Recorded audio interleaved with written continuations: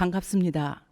지금부터 새로운 우주, 새로운 미래라는 주제로 세미나를 시작하겠습니다. 이 세미나는 포스코 청암재단과 독일 나우만 재단이 공동으로 기획했습니다. 특히 2022년에는 공간이라는 주제, 미래의 공간이라는 주제로 4가지 세미나를 준비했습니다.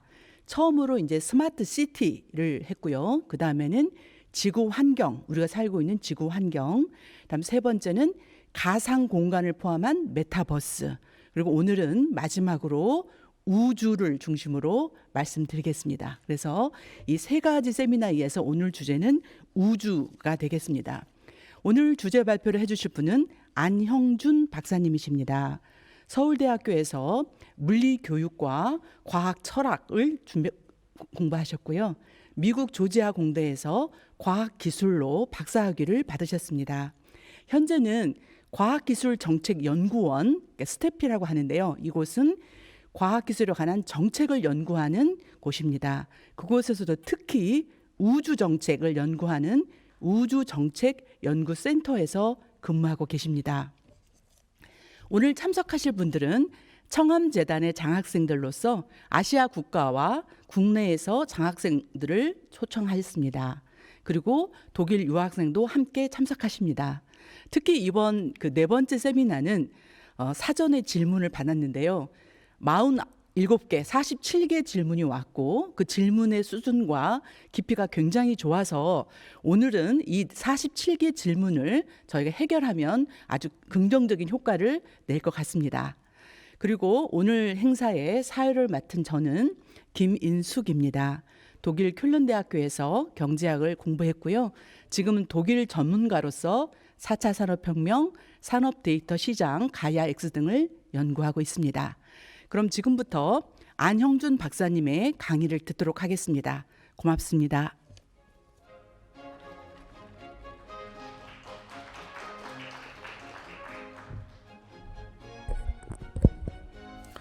네, 안녕하세요. 방금 김인숙 박사님으로부터 소개받은 과학기술정책연구원 국가우주정책연구센터의 안형준입니다. 이렇게 현장에서 또 그리고 온라인을 통해서 여러분을 만나게 돼서 굉장히 기쁘게 생각합니다. 방금 이제 소개해 주신 대로요. 저도 사실은 잘 몰랐는데 이렇게 나우만 재단과 그리고 청암재단이 굉장히 의미 있는 이 강연 시리즈를 기획을 하셨더라고요. 이 미래라는 키워드 그리고 공간이라는 키워드를 갖고 이렇게 연속 강의를 해주고 계신다고 들었습니다. 그래서 뭐 스마트 시티 그리고 메타버스 그리고 환경 이렇게 우리의 미래를 그리고 있는 그런 새로운 공간에 대해서 이렇게 강의를 듣고 계신다고 들었습니다. 그리고 오늘 마지막 강의라고 들었는데 이제 우주 개발, 우주에 대해서 제가 이야기를 하게 되었습니다. 우주는 스페이스죠. 예. 공간 그 자체이기도 하고 또 우리가 지구 밖 별들과 뭐 행성들이 있는 그런 공간을 또 뜻하는 우주에 대해서 이 마지막으로 제가 강연을 하게 돼서 무한한 영광으로 생각합니다. 오늘 제가 약 한 50분, 1시간 좀 안 되는 시간 동안 현재 우리나라의 우주 개발을 포함한 세계 우주 개발의 동향 그리고 우리가 그리고 있는 미래 그리고 이 강의를 주로 듣고 있는 대학생이라고 들었습니다. 대학생들 여러분들께서 앞으로 여러분들의 꿈을 펼칠 새로운 미래 공간으로서의 우주 그리고 여러분들의 역할의 가능성 이런 것들에 대해서 이야기를 드릴 예정입니다. 시작하기에 앞서서 뉴 스페이스, 뉴 퓨처 그리고 저는 이제 마지막에도 말씀을 드리겠지만 여기에 하나를 더 더하고 싶습니다. 뉴 휴머니티입니다. 새로운 인간성. 우리 인류가 우주로 나아가게 되면서 지구와는 굉장히 다른 물리적 공간에서 우리는 새로운 문명을 새롭게 건설하는 그러한 모습을 보게 될 것입니다. 그 모습에 따라서 우리는 우리의 인간성을 새롭게 정의하고 또 우리 인류가 나아가야 할 미래의 방향에 대해서 새롭게 고민을 하게 될 것입니다. 오늘 강연을 하는 동안 이러한 질문들을 가지고 여러분들 아까 47개 정도 질문을 미리 저한테도 보내주셨는데요. 제가 오늘 드리고 싶은 이야기들의 핵심을 짚어주는 여러 질문들이 있어서 저도 오늘 오면서 굉장히 큰 기대를 하고 왔습니다. 1시간 강연과 그 이후에 이어질 질의응답 시간을 통해서 여러분들과 깊은 그리고 진지한 대화를 나눠보도록 하겠습니다. 예, 저는 지금 과학기술정책연구원, 과학기술에 대한 정책을 연구하는 곳입니다. 그곳에서도 우주 정책을 연구를 하고 있는데요. 저는 뭐 물리와 과학 철학을 또 공부를 하고 어렸을 때부터 우주 매니아였습니다. 그래서 우주 개발사를 가지고 박사 학위를 했는데 우주 개발의 역사죠. 그래서 세계 우주 개발의 역사 그리고 특히 우리나라의 우주 개발의 역사 이런 것들에 대해서 공부를 했는데요. 지금은 국가 단위에서 정책의 대상으로서의 우주 그것에 대해서 이제 연구를 하고 있는데 굉장히 실용적인 분야이죠. 근데 이 정책을 연구하면서 저는 계속적으로 스스로에게 질문을 던지는 것이 있습니다. 바로 우리에게 지금 우주란 무엇인가? 라는 질문입니다. 여기에 가장 중요한 키워드는 우리, 그리고 지금, 그리고 우주 이렇게 세 가지 키워드가 있겠죠. 많은 사람들이 우주라고 하면 우리의 실생활과는 굉장히 멀리 떨어져 있고 또는 인류가 직접 나아가기에는 너무나 가혹한 그런 공간이라고 생각합니다. 특히 과학기술 분야의 한 영역으로서 뭐 전자공학이라든지 기계공학, 항공우주공학 이런 그런 그리고 천문학 이런 굉장히 어렵고 이공학에 아주 최첨단에 있는 학문을 하는 사람들만 우주를 다룬다고 생각을 하죠. 그렇지만 이제 우리에게 우주란 단지 새로운 공간으로서 새롭게 의미가 다가오고 있습니다. 그래서 우리 이제 우주 정책이나 우주 개발사를 연구하는 학자들은 우주를 모두를 위한 우주 이제 이런 키워드를 갖고 접근을 하고 있습니다. 여러분들께서도 우주가 나에게 어떤 의미인가라는 이제 고민을 하게 될 텐데요. 특히 이제 정책을 공부하는 또는 연구를 하는 저의 입장에서는 여기에 우리라는 이 범주를 굉장히 다층적으로 보고 있습니다. 국가 우주 정책이라고 하면 기본적으로 국가의 예산이라든지 인력이라든지 그런 자원을 동원을 해야 하는 영역입니다. 그러다 보니 우리라는 범주는 국가가 되겠죠. 하지만 한편으로는 지역의 단위에서 우주를 고민하기도 합니다. 우주 산업을 지역 산업으로 본다고 한다면 그때는 이 우리 지역 사회에서 우주란 어떤 의미인가, 미래의 먹거리인가, 아니면 혜택을 우리가 지역 사회에서 어떻게 활용할 수 있을 것인가 이런 거에 대한 고민을 하겠죠. 또 좁게는 우리 가족에게 우주란 어떤 의미일까?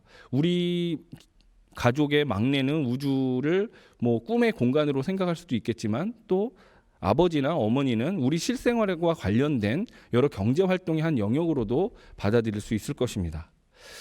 아마 우리나라뿐만 아니라 다른 나라들도 이런 우주를 바라보면서 지금의 의미, 왜 우리가 지금 우주 개발에 투자를 하고 뛰어들어야 하는가 이런 질문을 할 것입니다. 그러다 보면 역사적인 관점에서도 고민을 하겠죠. 예전에 과거에는 우주가 어떤 의미였는데 지금은 또 어떤 의미일 것이고며 또 나아가 미래에는 어떤 의미일 것인가 이제 이런 질문을 하게 될 것입니다.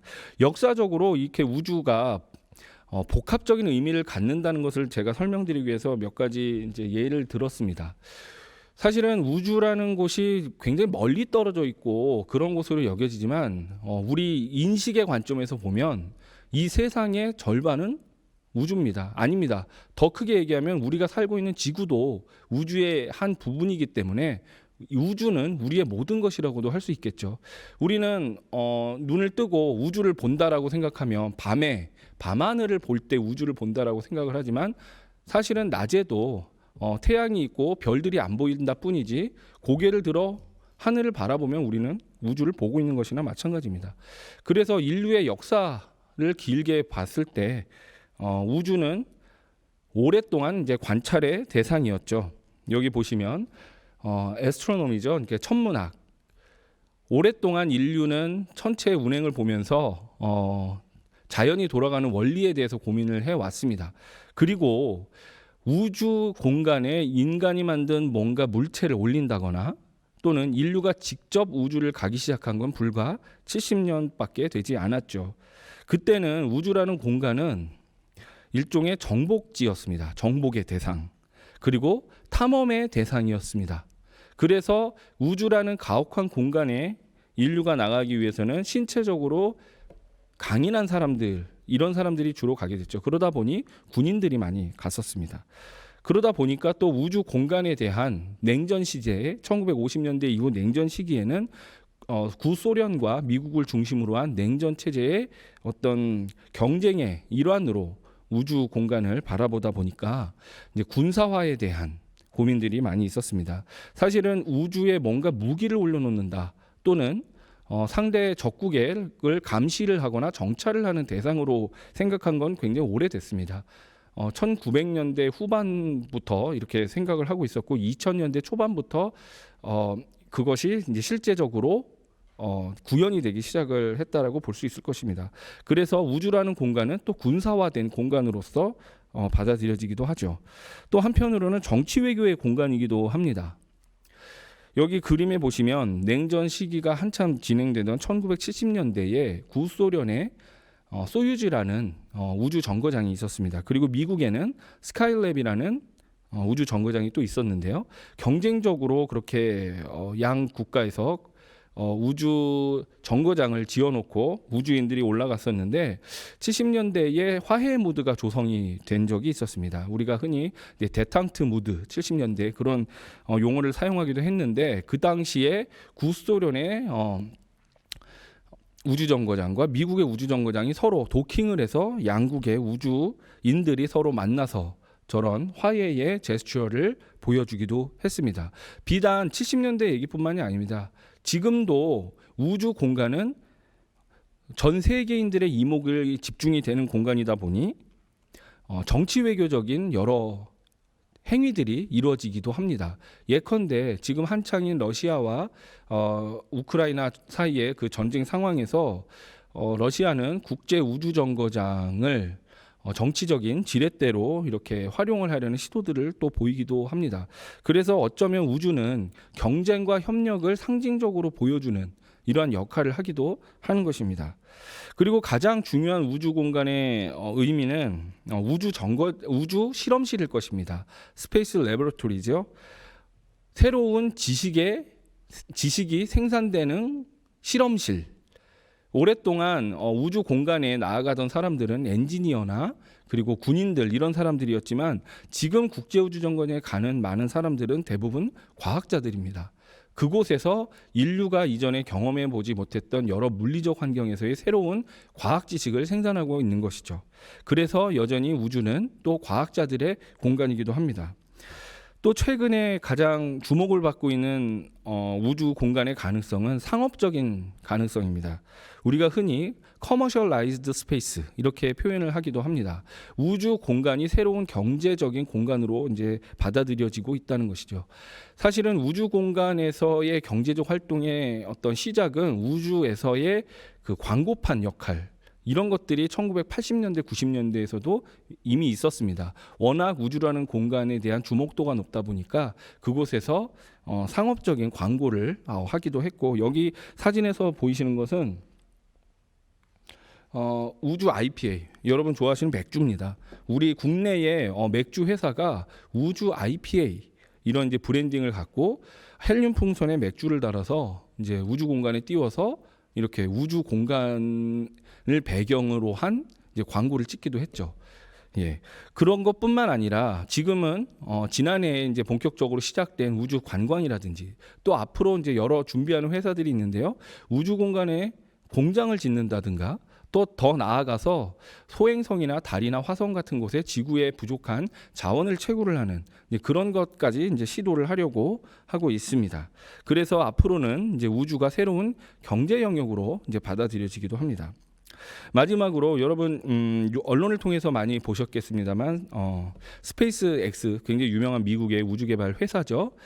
일론 머스크라고 여러분들 잘 아실 겁니다. 일론 머스크가 이제 화성에 식민지를 건설하겠다라는 굉장히 담대한 계획을 세워놓고 지금 그 스타쉽이라는 우주선을 개발하고 있죠.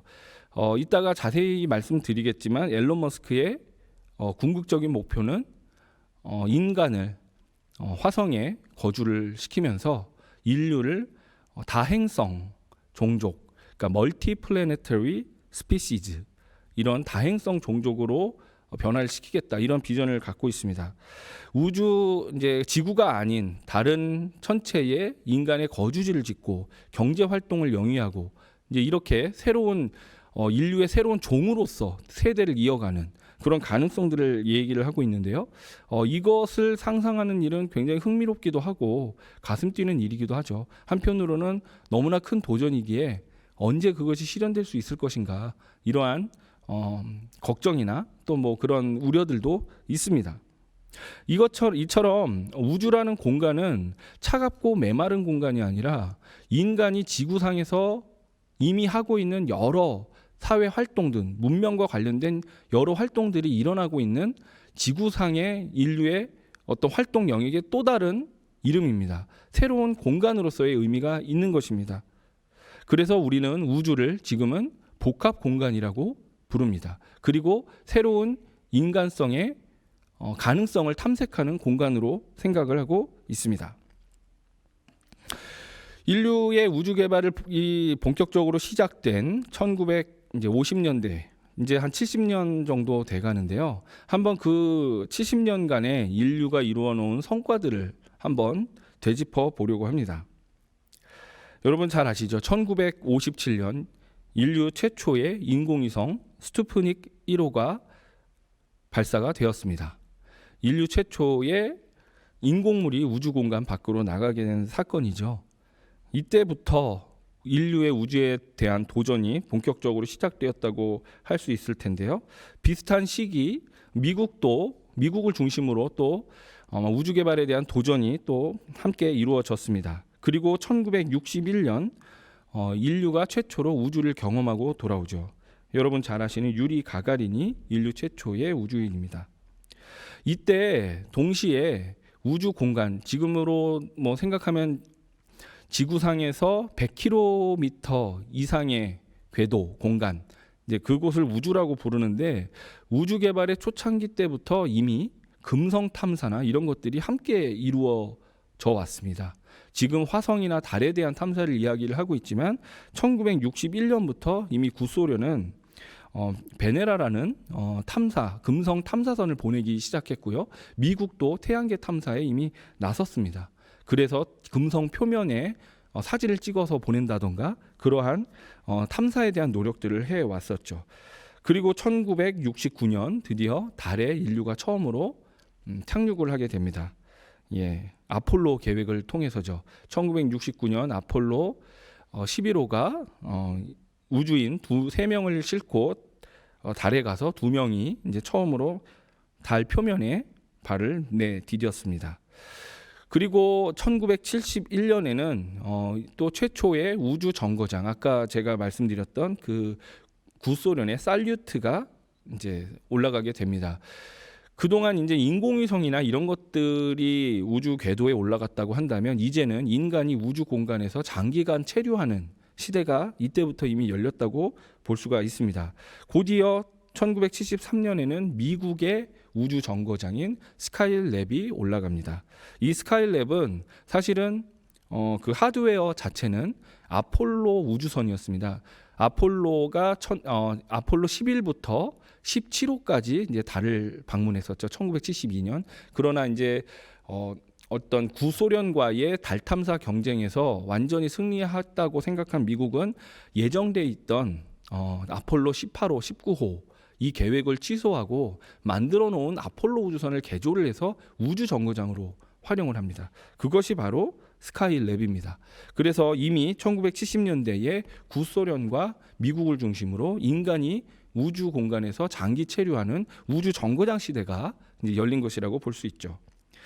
그리고 1985년 이제는 우주 택시, 그러니까 인간과 물자를 우주로 매일같이 실어 나르는 이제 이런 시대를 꿈꾸면서 스페이스 셔틀, 그러니까 우주 왕복선이 등장하게 됩니다.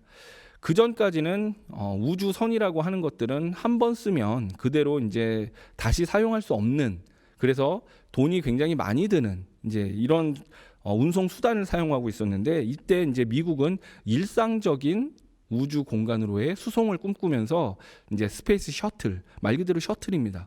재사용도 가능하고 이제 그러한 일종의 택시를 만든 거죠. 그래서 당초에는 매주 한 번 정도씩 이 스페이스 셔틀을 운용을 하겠다는 이제 계획이었습니다. 그러나 생각보다 그것은 쉽지가 않았는데요.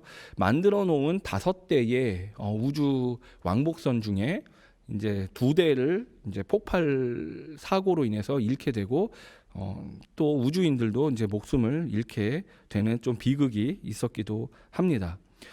그리고 1986년에는 그 전에 있었던 살류트나 이제 스카이랩, 이거는 이전에 있었던 우주 정거장은 그렇게 길게 지속되지는 못했습니다만 1986년에 구소련에서 만든 미르라는 우주 정거장은 그거보다 훨씬 더 길게 우주인이 체류를 하는 진정한 의미의 이제 우주 정거장이 시작됐다고 할 수 있을 것입니다. 그것이 1998년 국제 우주 정거장, 지금도 지구 상공 400km를 매일 16번씩 돌면서 운용을 하고 있는 국제 우주 정거장이 이제 만들어지게 됩니다. 한편으로는 우주에다가 망원경을 띄워 놓는 이제 그런 일들도 1980년대부터 시작이 돼서 1990년에 허블 우주 망원경이 처음으로 올라가게 되었죠. 그러면서 천문학의 비약적인 발전을 가져오게 됩니다.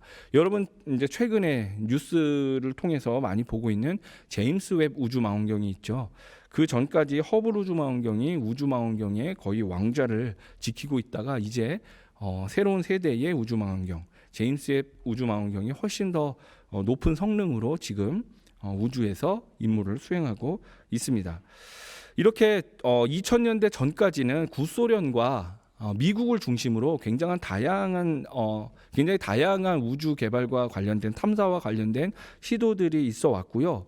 2000년대를 넘어서는 구소련의 붕괴와 더불어 우주 개발의 양상이 조금씩 바뀌기 시작합니다.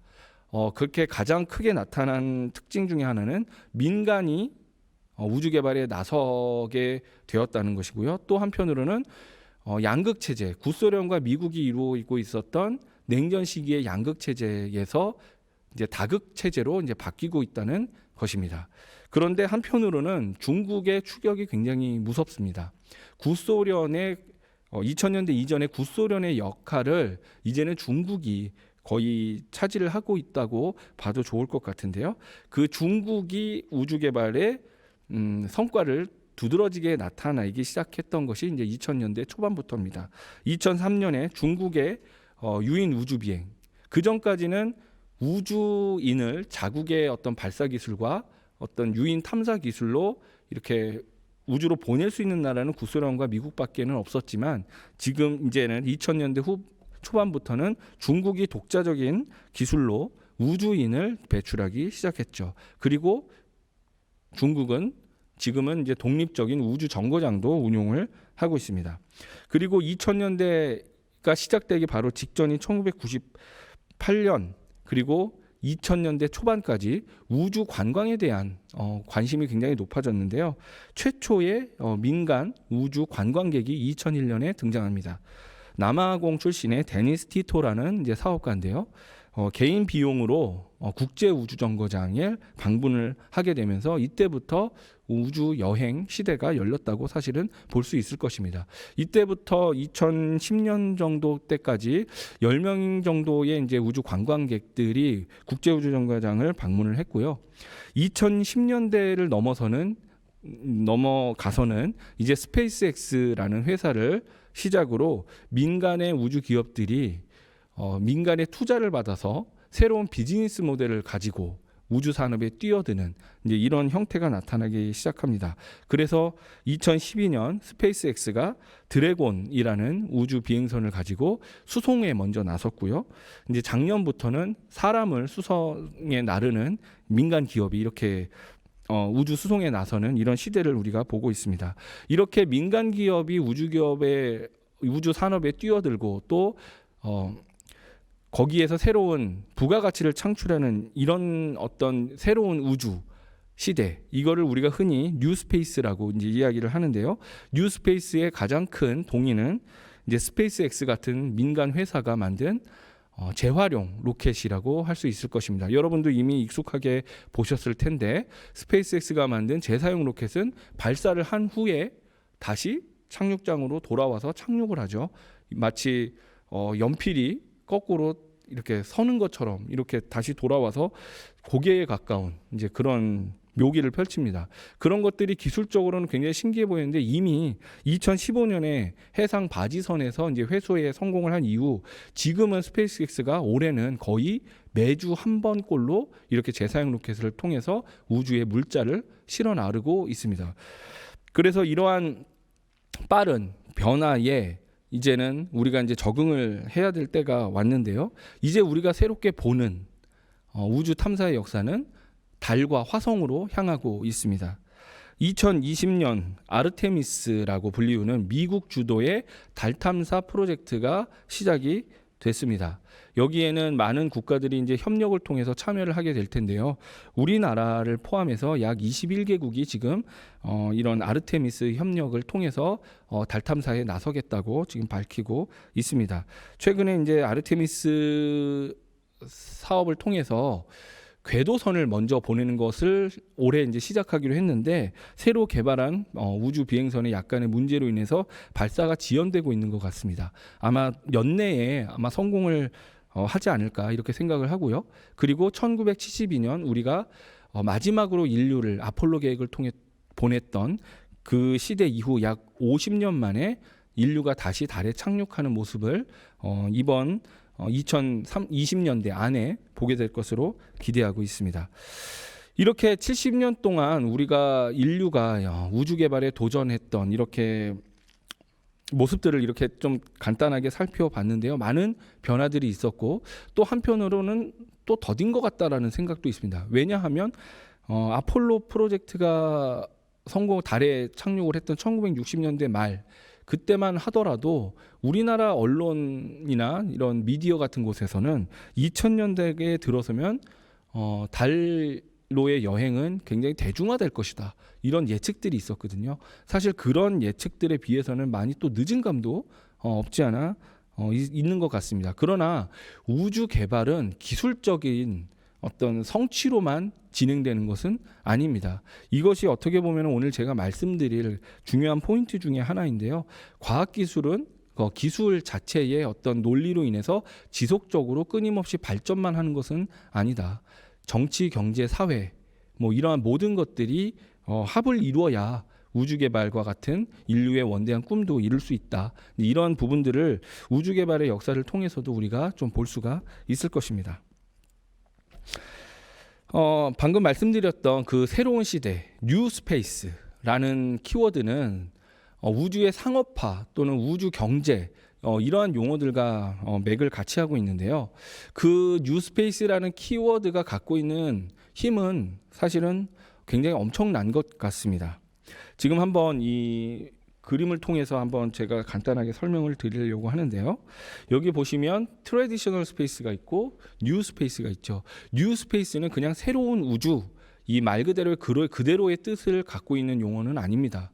무엇이 새로운가? 그러면 또 뉴 스페이스에 대비되는 지금까지의 우주 개발은 올드 스페이스 또는 트래디셔널 스페이스라고 이야기를 할 수 있겠죠. 그게 어떠한 측면에서 다른가를 좀 간단하게 좀 설명을 드리고자 합니다.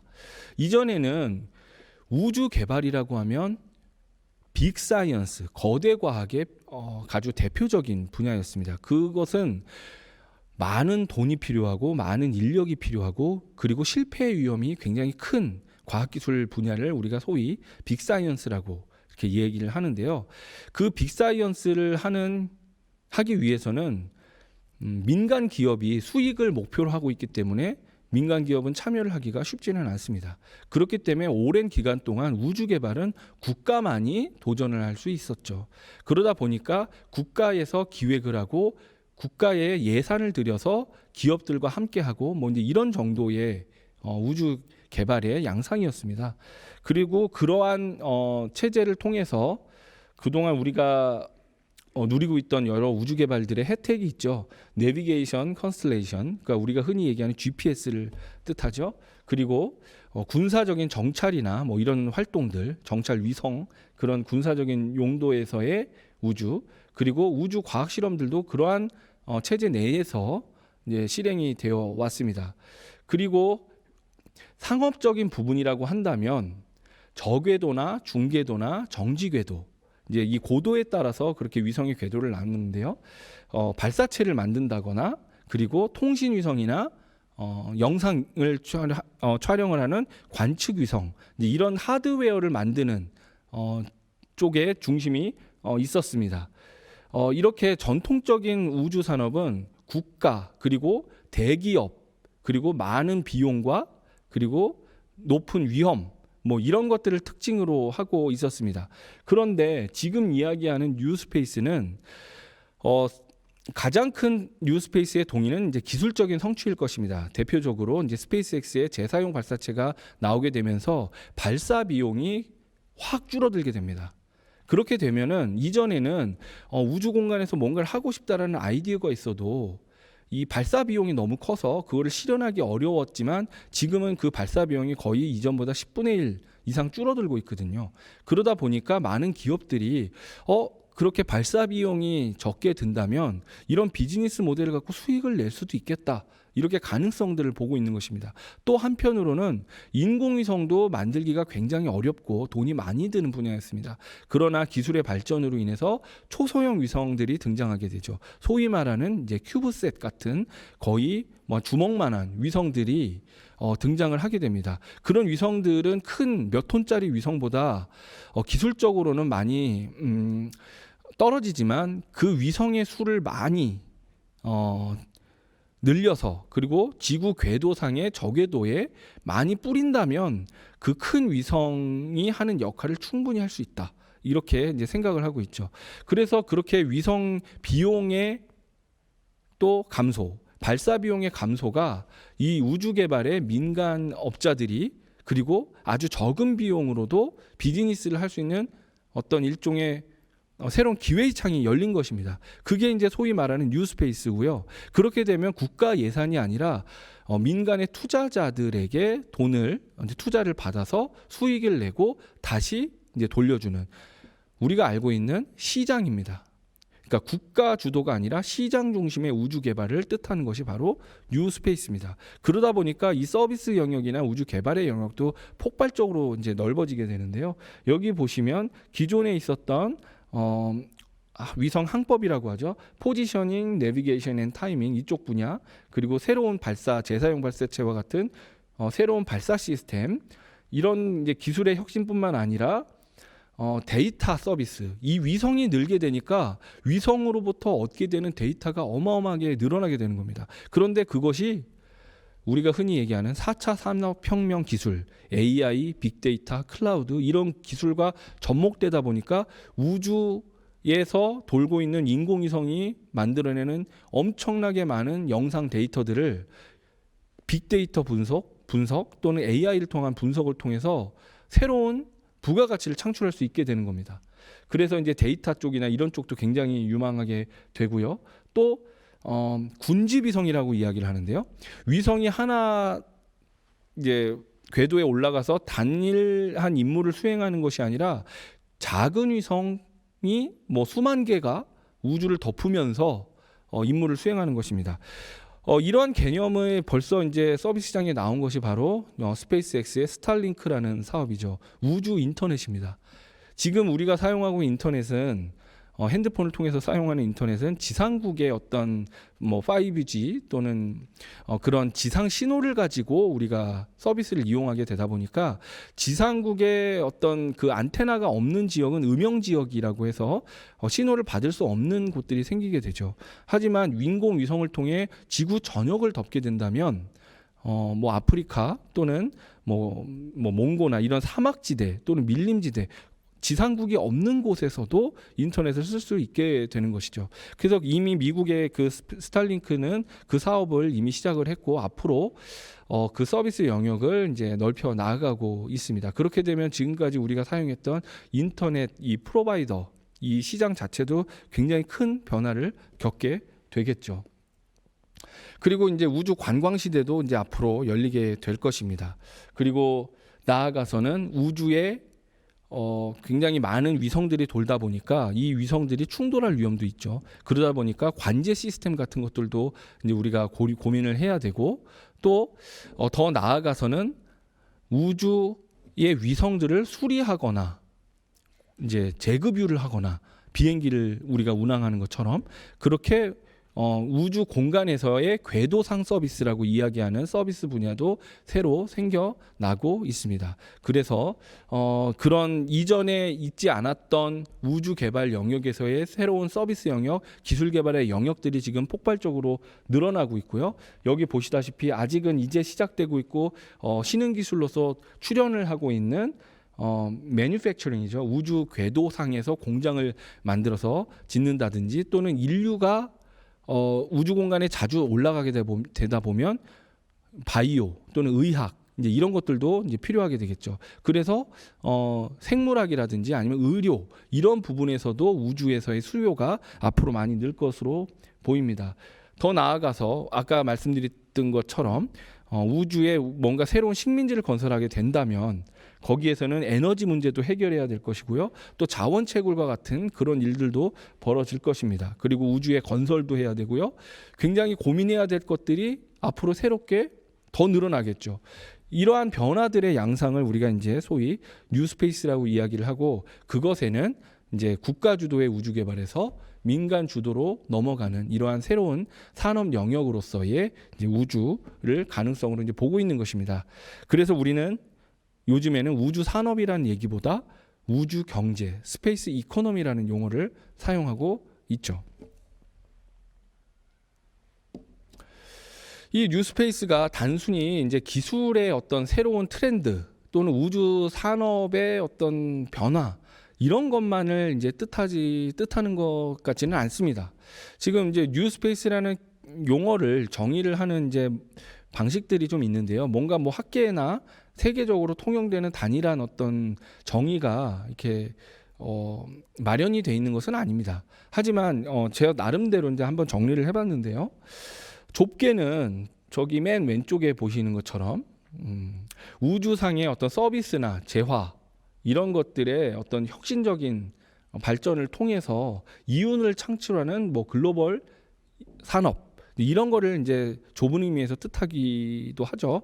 그러나 그거보다 조금 넓게 어떤 경제 활동이 아니라 인간의 우주에서의 거주 영역을 넓히는 의미 이거를 강조를 하는 뉴스페이스의 정의도 있습니다. 거기에는 뭐 산업뿐만 아니라 뭐 인력이라든지 조직이라든지 뭐 그런 것들까지 다 총칭을 하게 되는 거죠.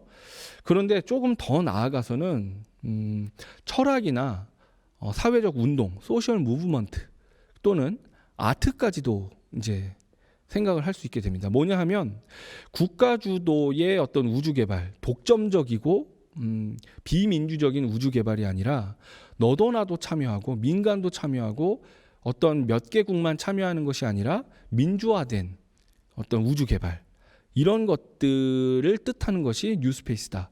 이런 정도가 되면 거의 이제 어떤 문명의 전환이라든지 또는 철학 이런 걸까지도 생각을 할 수가 있죠. 그래서 때로는 이게 일종의 퍼포먼스 형태로 나타나기도 합니다. 예를 들면 초소형 로켓을 만드는 회사가 있어요. 뉴질랜드에서 시작돼서 미국에서 사업을 하고 있는 로켓랩이라는 회사가 있습니다.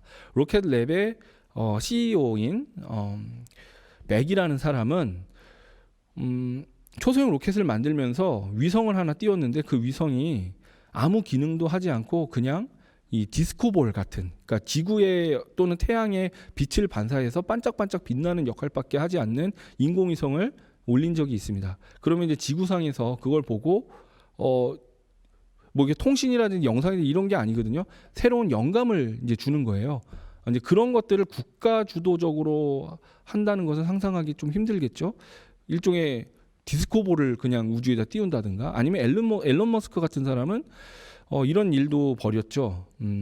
한 5, 6년 전인가요? 화성까지 보내는 이 시험용 우주선에다가 테슬라 자동차를 싣고 거기에 우주인 마네킹을 앉혀놓고 사진을 찍어서 보내는 괴짜 같은 이제 그런 일들을 합니다.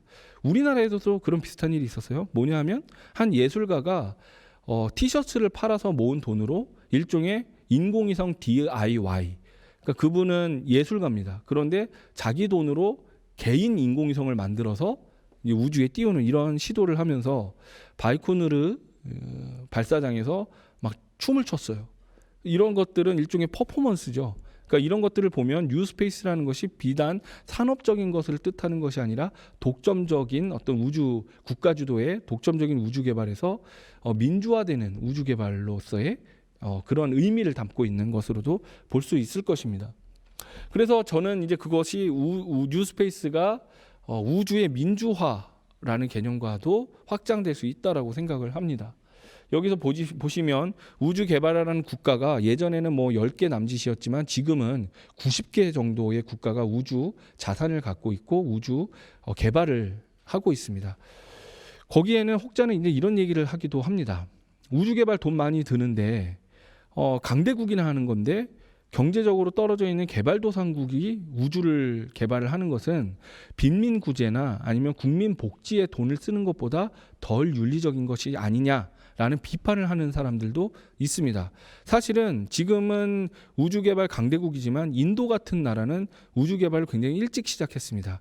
그런데 인도가 우주 개발을 시작할 때 1970년대 그때 얘기입니다. 그때에도 강대국에서는 인도 너네들은 국가 예산을 우주 개발에 쓰는 것보다 빈민구제에 쓰는 것이 더 나을 거라 하고 하면서 이제 최고 정치 지도자에게 왜 가난한 인도가 우주 개발을 합니까? 라는 질문을 막 던졌거든요. 그때 인도에서는 가난하기 때문에 우주 개발을 못하는 것이 아니라 가난하기 때문에 우주 개발을 한다라는 답을 했습니다. 그것은 우주 개발을 통해서 부가가치를 창출하고 경제 성장을 하겠다는 굉장히 역설적이고 반어적인 이제 이야기였죠. 지금도 어떻게 보면 다른 이제 여러 도상국들 우주 개발에 나서는 이제 여러 국가들은 우주 개발을 국가적인 발전을 위한 어떻게 수단으로 이렇게 생각하는 그런 시도들이 많이 늘고 있습니다. 이런 것들이 저는 우주 개발의 민주화, 더 나아가서는 이제 민간 기업들도 많이 활동을 하다 보면 이전에 국가 주도적이고 독점적인 우주 공간의 활용에 대한 해체까지도 우리가 생각할 수 있을 것이라고 봅니다. 이런 지구상의 문제를 조금 더 이제 나아가서 제가 서두에 말씀드렸던 앨런 머스크의 비전, 멀티플래네터리 스피시즈에 대한 얘기를 좀 해볼까 합니다. 여기에 보시면 앨런 머스크가 이거는 2017년이었나요? 6년이었나요? 제가 직접 찍은 사진입니다. 세계 우주 대회라는 행사가 있습니다. 국제 우주 대회, 인터내셔널 에어로노틱 컨그레스라는 행사가 해마다 이제 열리는데요. 호주에서 열렸습니다. 그리고 그때 앨런 머스크가 키노트 스피커로 나서서 스페이스 X의 비전에 대해서 이렇게 발표를 한 적이 있었습니다. 저도 뭐 해마다 국제 우주 대회를 가고 있는데요. 그때 이 현장에 있었습니다. 그래서 앨런 머스크가 발표를 하는 그 일종의 역사적인 현장일 것 같은데요. 그 발표를 이제 들었습니다. 그때 이제 저 스타쉽이라는 저 새로운 형태의 로켓을 공개를 하면서 인류는 궁극적으로 지구 밖으로 나아갈 수밖에 없고, 왜냐하면 지구는 뭐 자원이 유한하기 때문이다. 그것이 뭐 100만 년 후든 아니면 당장 100년 후가 됐든 언젠가는 인류는 필연적으로 지구 밖으로 나설 수밖에 없는데 누군가가 언젠가 해야 할 일을 나는 지금 하는 것일 뿐이다. 앨런 머스크는 그렇게 이야기를 하고 있죠. 그러면서 한 얘기가 Becoming a Multi-Planet Species였습니다. 화성에 식민지를 건설한다. 굉장히 이제 도전적이고 굉장히 멋있는 이야기인 것 같은데 실현하기도 쉽지는 않겠죠, 당연히. 그러나 이러한 도전이 갖고 있는 한번 의미를 생각해 볼 수 있을 것 같습니다. 인류는 지구상에서 뭐 생물학적 진화론에 따르면 굉장히 오랜 시간 진화를 통해서 우리가 문명을 이룩했죠. 중력이라는 그리고 방사선을 이렇게 막아주는 지구라는 이러한 공간 안에서 인류는 생물학적인 진화를 해왔고 또 문명을 발전시켰습니다. 이제 만약에 화성에 뭔가 식민지를 짓는다라고 생각하면 그곳은 지구와 중력도 다를 것이고 우주 방사선이나 뭐 여러 가지 물리적 환경이 다른 공간일 것입니다. 그리고 무엇보다 인류가 새로운 문명을 정말 새롭게 건설하는 것이 될 것입니다. 그리고 거기에서는 대를 잇게 되겠죠. 인류가 대를 잇다 보면 물리적 환경이 다르다 보니까 어쩌면 지금까지의 인류랑 전혀 다른 종이 앞으로 얼마나 걸릴지 모르겠지만 생겨날 수도 있을 것입니다. 우리가 흔히 이제 국제적으로 이렇게 만나다 보면 Where are you from? 어디 출신이니? 나는 한국에서 왔어.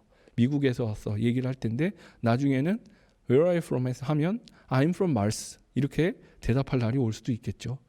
그 인종이 아종이 될 수도 있고 전혀 우리가 생물학적으로 말하는 종이 분화가 될 수 있는 것까지도 생각해 볼 수 있지 않을까요? 뭐 그런 상상을 해봅니다. 어떻게 보면 앨런 머스크는 단순히 자기가 상상하는 기술적 성취를 넘어서서 인류의 생물학적 진화의 단계를 뛰어넘는 그러한 비전을 갖고 있는 것은 아닐까. 이거는 인류의 어떠한 콜럼버스의 신대륙 발견을 넘어서는 굉장히 큰 도전이 아닐까 이런 생각을 하게 됩니다. 그래서 이미 뭐 이러한 꿈을 앨런 머스크만 꾸고 있는 것이 아니에요. 아랍에미레이트 연합 UAE라는 국가는 우리가 이제 석유 부자 국가로 알고 있죠. 100년 후 화성에 새로운 식민지를 건설하겠다는 국가적인 차원의 비전을 선포하고 지금 그 단계를 하나씩 밟아나가고 있습니다. 우리가 알다시피 UAE 국가는 석유 외에는 자연 자원이나 이제 그런 것들이 굉장히 제한돼 있잖아요. 저도 불과 2주 전에 아부다비를 다녀왔습니다. 작년에는 이제 두바이에서 국제우주대회가 열렸었는데요. 우주에 대한 비전을 이제 볼 수 있었어요. 왜냐하면 석유 자원은 한정이 돼 있을 거고 뭐 천년만년 쓸 수 없을 테니 UAE는 국가 차원에서의 100년 후를 바라보는 그런 기획을 하고 있고 그것의 가장 중심에는 우주가 있었습니다. 그 사막 한가운데에 그렇게 휘황찬란한 두바이와 아부다비의 그런 도시를 건설한 걸 보고 이 정도면 진짜 화성에도 도시를 짓겠는데라는 생각이 들기도 했습니다. 그 외에 이제 달이나 화성 같은 곳에 미국이나 뭐 다른 나라들도 지금 인류 거주 영역을 확장하는 그러한 시도들을 지금 하고 있죠. 여기 보시면 그러한 어떤 뭐 인류의 종의 진화를 뛰어넘는 그런 시도 이전에 준궤도, 서브오비탈이라고 하는 이 준궤도에 도전하는 그리고 지구 궤도, 달, 화성 이렇게 순차적으로 각 영역에 따라서 개발하는 여러 시도들이 있습니다. 보시면은 저궤도에는 뭐 지난해 성공적으로 이제 시험 비행을 마쳤던 버진 갤럭틱의 이제 우주 관광용 비행선이 있고 또 블루 오리진의 관광용 우주선이 있습니다. 그리고 저것이 앞으로 좀 파급 효과가 클 것이라고 생각되는 것은 대륙간 수송입니다. 뭐냐 하면 지금 스페이스X는 저 스타쉽이라는 비행선을 화성 탐사용 화성 식민지 건설에만 쓰는 것이 아니라 우리가 흔히 해외여행할 때 타고 다니는 여객선으로 활용을 할 생각을 하고 있거든요. 우주 비행선을요. 그렇게 되면 지구상 어느 곳에서라도 30분 안에 다 갈 수 있다고 합니다. 그리고 그 비용이 계속 줄여서 어느 비행기의 티켓 값과 뭐 크게 다르지 않은 시대가 오면 이제는 그동안의 여객, 수송, 비행선을 이용한 것과 이제 경쟁을 하는 시대가 올 수도 있겠죠. 그리고 이제 우주 정거장을 호텔로 만든다거나 공장으로 만들겠다 이러한 시도들도 지금 하는 회사들이 많이 있고요. 그리고 달에다가 이제 궤도를 도는 정거장을 만들고 달에 기지를 건설하는 시도들이 미국의 아르테미스뿐만 아니라 중국을 중심으로 한 또 계획이 ILRS라고 또 추진이 되고 있습니다. 그리고 말씀드렸던 화성 식민지나 또는 소행성이나 이런 곳들에서 자원을 채굴하는 스페이스 마이닝까지도 이렇게 우주 경제 영역을 확대하려는 시도들이 있고요. 이런 것들을 이제 우리는 우주 무역 시대가 열릴 것이다 이렇게 보고 있습니다. 그거 가만히 살펴보면은 굉장히 비슷해요. 그 신대륙을 발견했던 콜럼버스가 신대륙을 발견했던 15세기, 16세기 상황과 비슷합니다. 그래서 그곳에서 뭔가 식민지도 건설하고 새로운 가치를 지닌 자원을 이제 채굴 하기도 하고, 근데 그런 것들이 이제 지구 밖으로 확장이 되고 있는 것 같은 거죠. 그래서 지금 우리가 우주 정체의 영역에서도 그렇고 많은 부분에서 우주 산업보다는 우주 경제, 그리고 이제 뭐 과학 기술뿐만 아니라 이 우주 자산을 이제 서로 공격의 대상으로 생각할 수도 있기 때문에 우주 안보의 영역도 중요하게 생각하고 있고요. 또는 국제 협력을 통해서 이러한 노력들을 함께 할 것이기 때문에 스페이스 디플로마시, 그러니까 경쟁과 협력의 메커니즘을 통해서 인류 전체가 도전하는 모양으로 이제 바꿔가는 외교적 노력도 함께 우리가 고민을 하고 있습니다. 그리고 이 끊임없이 되뇌이는 질문, 우주 개발이 지구의 문제를 해결하는 것보다 더 나은 것인가? 이런 질문은 뭐 계속 있어 왔는데요. 요즘에는 그 질문이 좀 바뀌고 있어요. 그 이유는 뭐냐면 우주 개발과 지구의 복지 문제를 해결하는 것은 양자택일의 문제가 아니다라는 관점입니다. 무엇이냐 하면 뭐 글로벌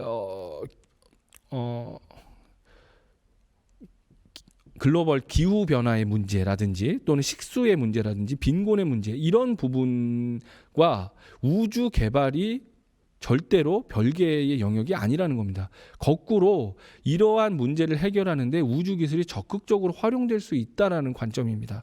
다시 말해서 지구 온난화의 문제를 원인을 파악하기 위해서는 우주에서 인공위성을 통한 북극 해빙의 감소라든지 기후 변화의 문제에 훨씬 더 우주 기술을 활용하면은 더 잘 해결할 수 있고, 또는 농작물의 감소라든지 아니면은 수확량 이런 걸 예측을 하거나 경제 문제와 결부시켜서 생각할 수 있는 우주 기술의 활용, 이런 것들이 오히려 우주 개발과 지구상의 어떤 여러 문제가 서로 별개의 문제가 아니라 오히려 글로벌 이슈를 해결할 수 있는 우주 개발이다, 이런 관점이 이제 나타나고 있는 거죠.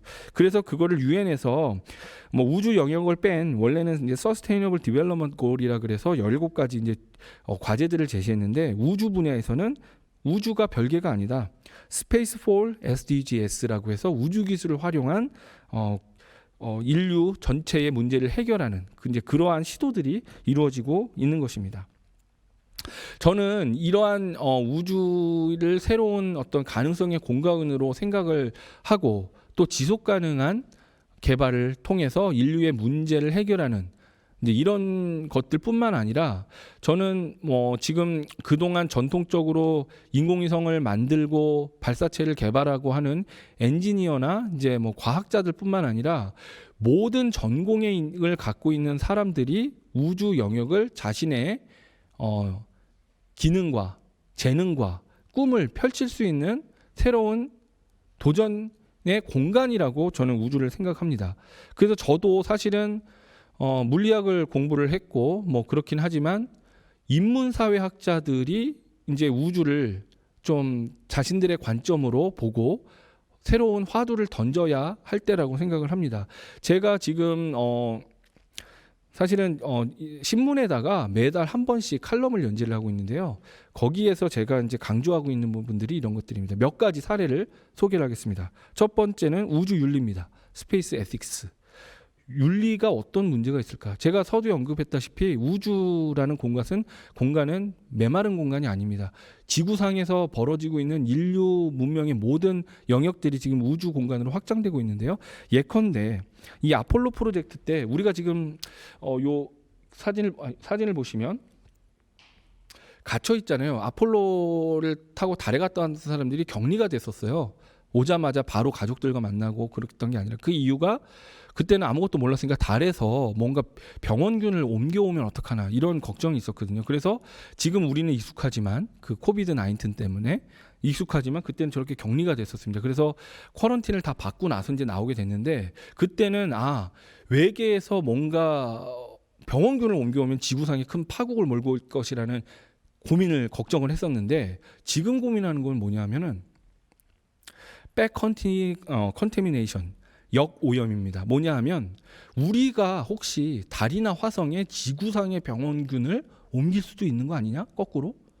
만약에 화성의 생명체를 우리가 발견하고자 하는데 오히려 우리가 알지 못하는 생태계를 화성에 있는데 지구상의 병원균이 거기를 침투를 해서 거기를 전멸시킬 수도 있는 거잖아요. 이거는 굉장히 비윤리적인 거 아니냐? 우리는 그동안 윤리를 지구상의 범위에서만 생각했지만 이제는 윤리학의 범위를 우주로 확장을 하는 겁니다. 우리가 외계인들에게 침공만 당하는 게 아니라 우리가 우리의 의도랑 상관없이 침공을 하게 되는 결과도 있을 수 있는 거죠. 그만큼 우리가 기술적으로 발전을 했고 뭔가 그러한 시도들이 있기 때문에 이러한 얘기들을 하는 것입니다. 그래서 이제 윤리학은 지구 중심이 아니라 우주 중심의 윤리를 고민할 때라고 생각하고요. 음식에서도 재미난 일들이 있습니다. 그동안 우주 음식은 우주인들이 뭐 신선한 음식을 먹을 수 없고 무중력 공간에서 튜브로 짜 먹고 그리고 이제 장기적으로 달이나 화성 가면 그 음식을 어떻게 해 먹지? 뭐 이런 정도의 관심이었는데 이제는 만약에 화성에 식민지를 건설한다면 지구상에서 음식을 다 가져갈 수는 없겠죠. 그러면 뭐 어떻게 해야 되나요? 농사를 지어야 할 겁니다. 그런데 이제 음식이 조금 더 한번 철학적으로 생각을 해보면 자원이 한정돼 있잖아요. 그러면은 우리가 음식을 먹고 우리는 배설을 할 겁니다. 그 배설물을 지구상에는 어떻게 활용을 하죠? 비료로 쓰기도 하고 뭐 그렇잖아요. 처분을 하기도 하지만 그러나 우주에서는 유기물 자체가 굉장히 적기 때문에 우리는 필연적으로 농사를 지으면 우리의 몸을 통과한 그런 유기물들을 재활용해야 될 겁니다. 그렇게 되면은 유기물들의 일종의 순환 체계가 만들어지는 거예요. 새로운 그게 바로 생태계인 거죠. 단순히 음식을 넘어서서 우리는 새로운 환경에서 물질적인 우리와 또는 우리가 먹는 대상의 식물이나 유기물로 이루어진 것 간의 일종의 공존하는 생태계를 고민을 해야 될 것입니다. 그것은 우리가 새로운 환경에서 실험적으로 이런 일들을 하기 때문에 우리가 이제 그러한 고민을 하게 되는 것이죠. 그것뿐만 아니라 우리는 인류 문명에서 음식 문화라는 것은 굉장히 독특하고 재미난 이제 탐구 영역이기도 하죠. 국가마다 음식 문화가 다르고 왜 맛은 서로 느끼는 게 다를까 이런 것들이 이제 문화적인 사회적인 그런 영역인데 만약에 새로 우주에서 음식 문화가 탄생한다면 그런 새로운 물리적 환경에서 어떤 문화가 새롭게 탄생하는가. 우리는 지금까지는 만약에 음식사 이런 것들이 역사적인 뭐 문헌이나 이런 걸 보고 탐구의 대상이었는데 이제는 우리가 그런 것들이 새롭게 탄생하는 것을 목격할 수 있는 순간이 올지도 모릅니다. 그래서 굉장히 사회과학자나 이런 사람들한테는 흥미로운 관찰 대상이 될 수도 있겠죠. 그리고 환경 문제도 있습니다. 우주 개발의 환경 문제라뇨? 지금 굉장히 역설적인 상황이 벌어지고 있는데 우주 개발이 그동안 로켓을 많이 띄우다 보니까 비행기가 내뿜는 CO2 이거는 걱정이 많지만 우주 발사체가 내뿜는 CO2에 대해서는 그동안 고민을 많이 안 했는데 이제 발사가 늘어나다 보면 이제 환경 문제를 고민해야 될 겁니다. 그래서 새롭게 나오는 시도들이 있는데 여기 보시면 스핀 런치라는 미국의 회사입니다. 뭐냐 하면 돌팔매질을 하듯이 원심력을 통해서 굉장히 빠른 속도로 우주선을 돌리다가 탁 놔버리면 슝 하고 올라가는 거예요. 굉장히 원시적이죠. 이 최첨단의 우주 개발의 어떤 기술의 영역에서 이런 원시적인 아이디어를 기술적으로 구현을 해서 연료를 쓰지 않는 우주 발사체 같은 것들을 구현을 한 회사입니다. 최근에 이제 펀딩도 굉장히 많고 많이 받았고 그걸 구현을 해서 시험 발사에도 성공을 한 회사예요. 그 옆에 있는 이 작은 인공위성은 나무로 만든 인공위성입니다. 일본에서 지금 이제 시도를 하고 있는데요.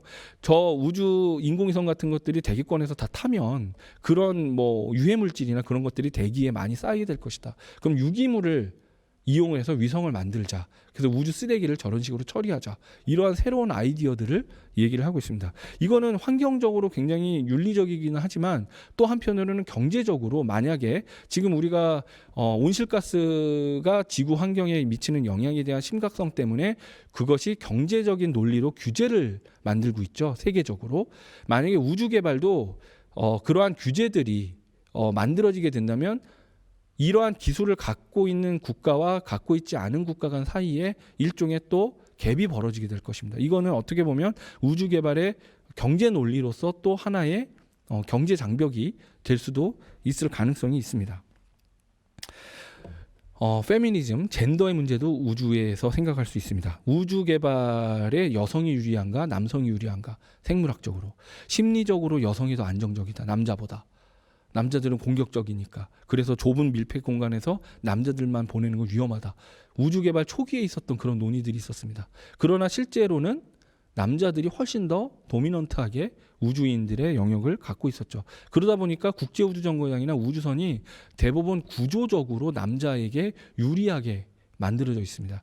그래서 최근에 국제우주정거장에 소변기를 교체를 하는 데 있어서 남자 중심의 어떤 그 소변기를 여자 중심으로, 여자도 똑같이 편하게 활용할 수 있는 변기로 바꾼 게 불과 이제 2년 전의 일입니다.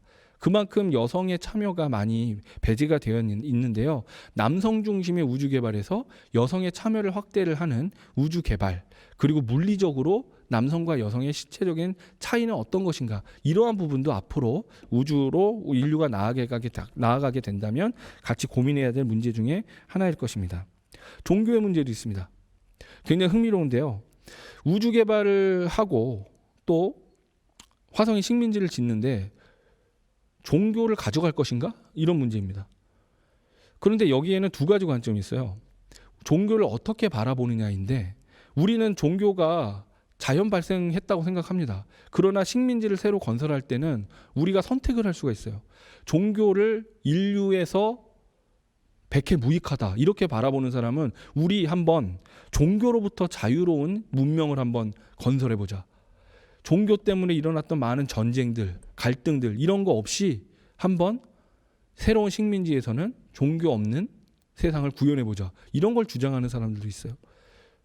굉장히 흥미롭죠. 또는 종교를 가지고 가게 되면 분명히 새로운 식민지에서 사회적인 기능을 할 것이다. 이렇게 기대하는 사람은 그곳에서 이슬람이라든지 아니면은 크리스찬이라든지 그런 사람들은 어떠한 방식의 종교를 만들 것인가, 지구상과 똑같이 운영을 할 수 있을 것인가, 뭐 이런 이제 질문들을 하게 되는 거죠.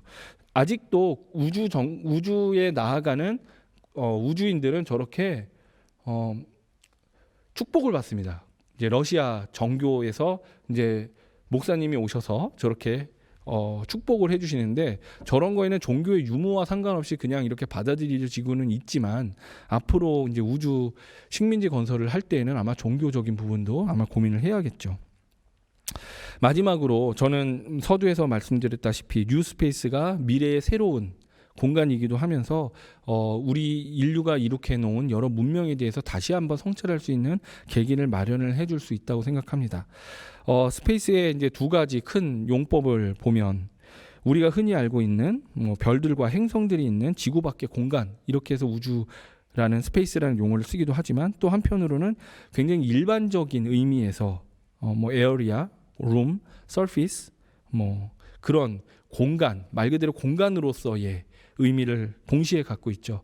이제 스페이스, 우주는 이 두 가지가 합쳐져서 물론 지구 밖의 공간이기도 하지만 새로운 인간성을 탐색하고 또는 우주 기술을 이용해서 인간의 어떤 지평을 넓히는 새로운 공간으로서의 의미를 우리가 되새겨야 할 때라고 생각합니다. 그러기 위해서는 그동안 새로운 전문성을 우주에서 펼치지 못해서 제안을 받았던 다른 전공, 그러니까 전통적인 의미에서의 우주공학 또는 기계공학, 전자공학 이런 어떤 전문가들뿐만 아니라 예술가, 의사, 그리고 법조인, 그리고 요리사도 필요하겠죠. 그리고 동물도 데리고 가야 될 겁니다. 반려견이나 반려묘, 인류 문명이라면. 지구상에서 펼쳐지고 있는 모든 인간의 활동을 확장하는 차원에서 앞으로 모든 전공의 전문성과 관심을 갖고 있는 사람들의 참여가 앞으로 더 필요하다고 생각합니다. 예, 이것으로 제가 오늘 드릴 말씀은 모두 다 드렸고요. 한 5분 쉬었다가 우리 좀 더 재미나게 이야기를 나눠봤으면 좋겠습니다. 고맙습니다.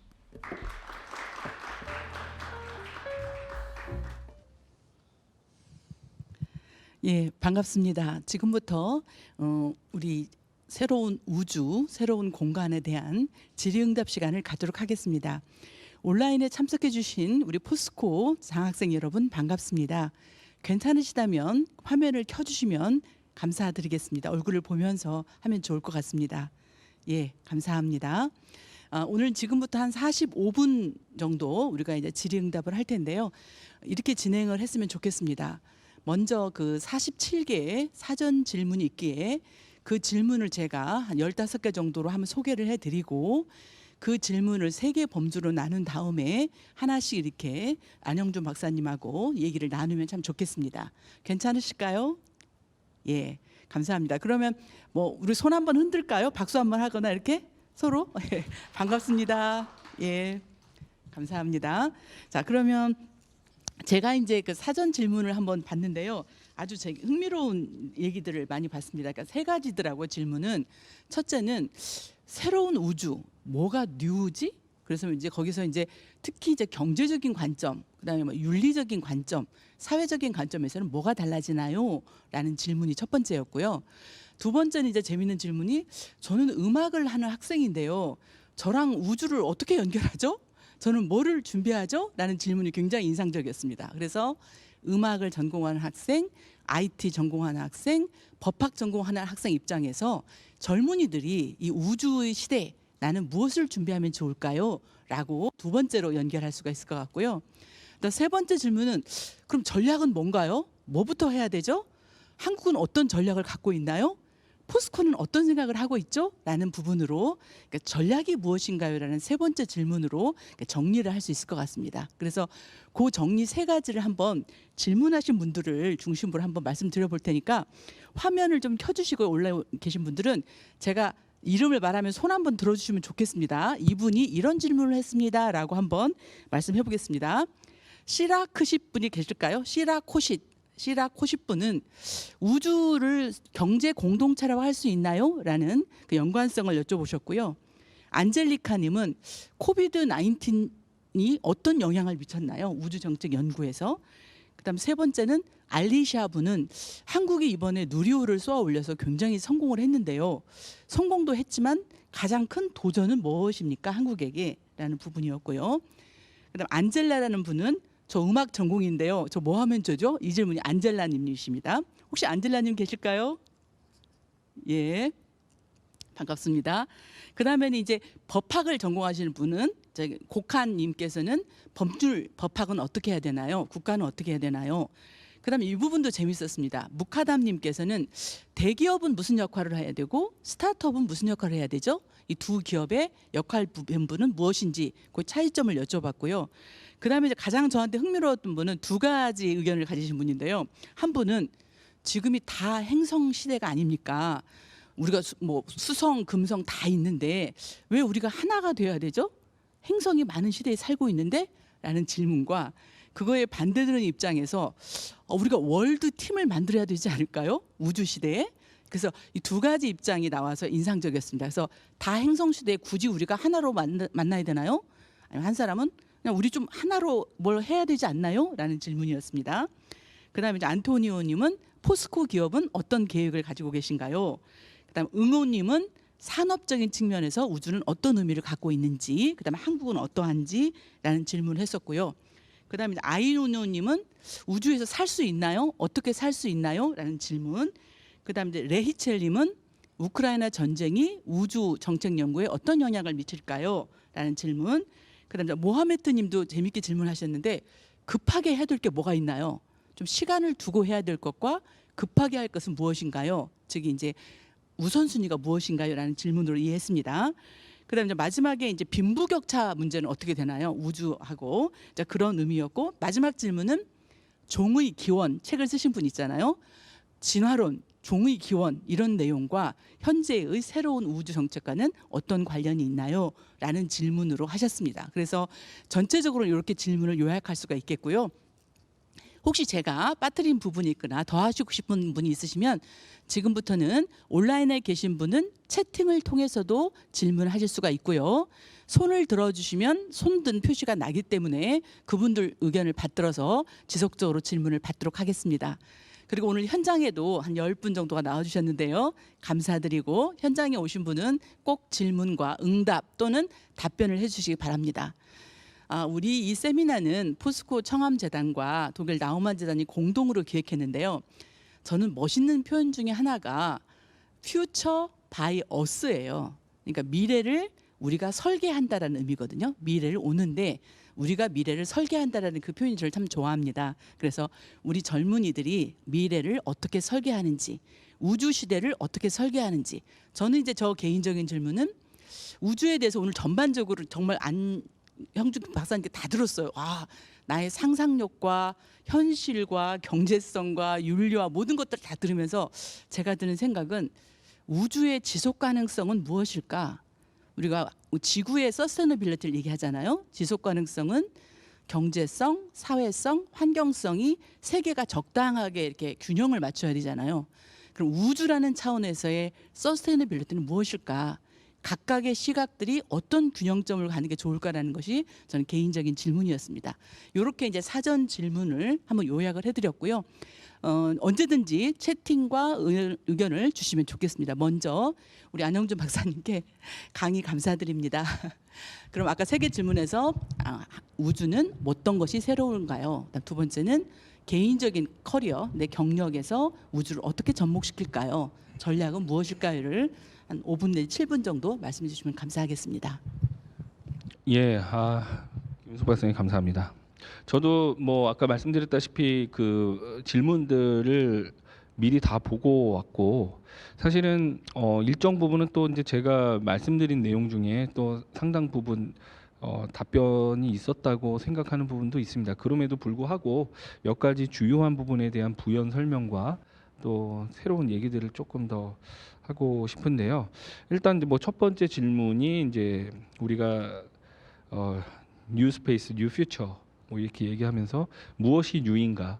그래서 제가 이제 아까 뉴 스페이스에 대해서 올드 스페이스 또는 트래디셔널 스페이스랑 어떤 점이 다른가에 대한 부분들은 좀 많이 말씀을 드렸다고 생각합니다. 저는 뭐 뉴 스페이스라는 우리가 소위 말하는 업계에서 쓰는 그런 용어로서의 의미에서의 어떤 새로운 지점, 그러니까 다시 말해서 국가 주도의 우주 개발에서 민간 주도의 우주 개발 또는 시장 중심의 우주 개발 이제 이런 식으로 가는 부분에서의 새로운 점들 그리고 그러한 변화를 통해서 우리가 이제 목도하게 되는 여러 가지 뭐 산업 생태계라든지 아니면은 국가 간의 경쟁과 협력의 질서라든지 새로운 규범의 문제라든지 뭐 이제 그러한 이제 파생되어 나오는 질문의 새로움 이런 것에 조금 더 주목을 하고 있습니다. 그러니까 산업의 의미에서의 뉴스페이스가 새로 나왔다고 한다면 제가 보는 어떤 새로움이라는 것은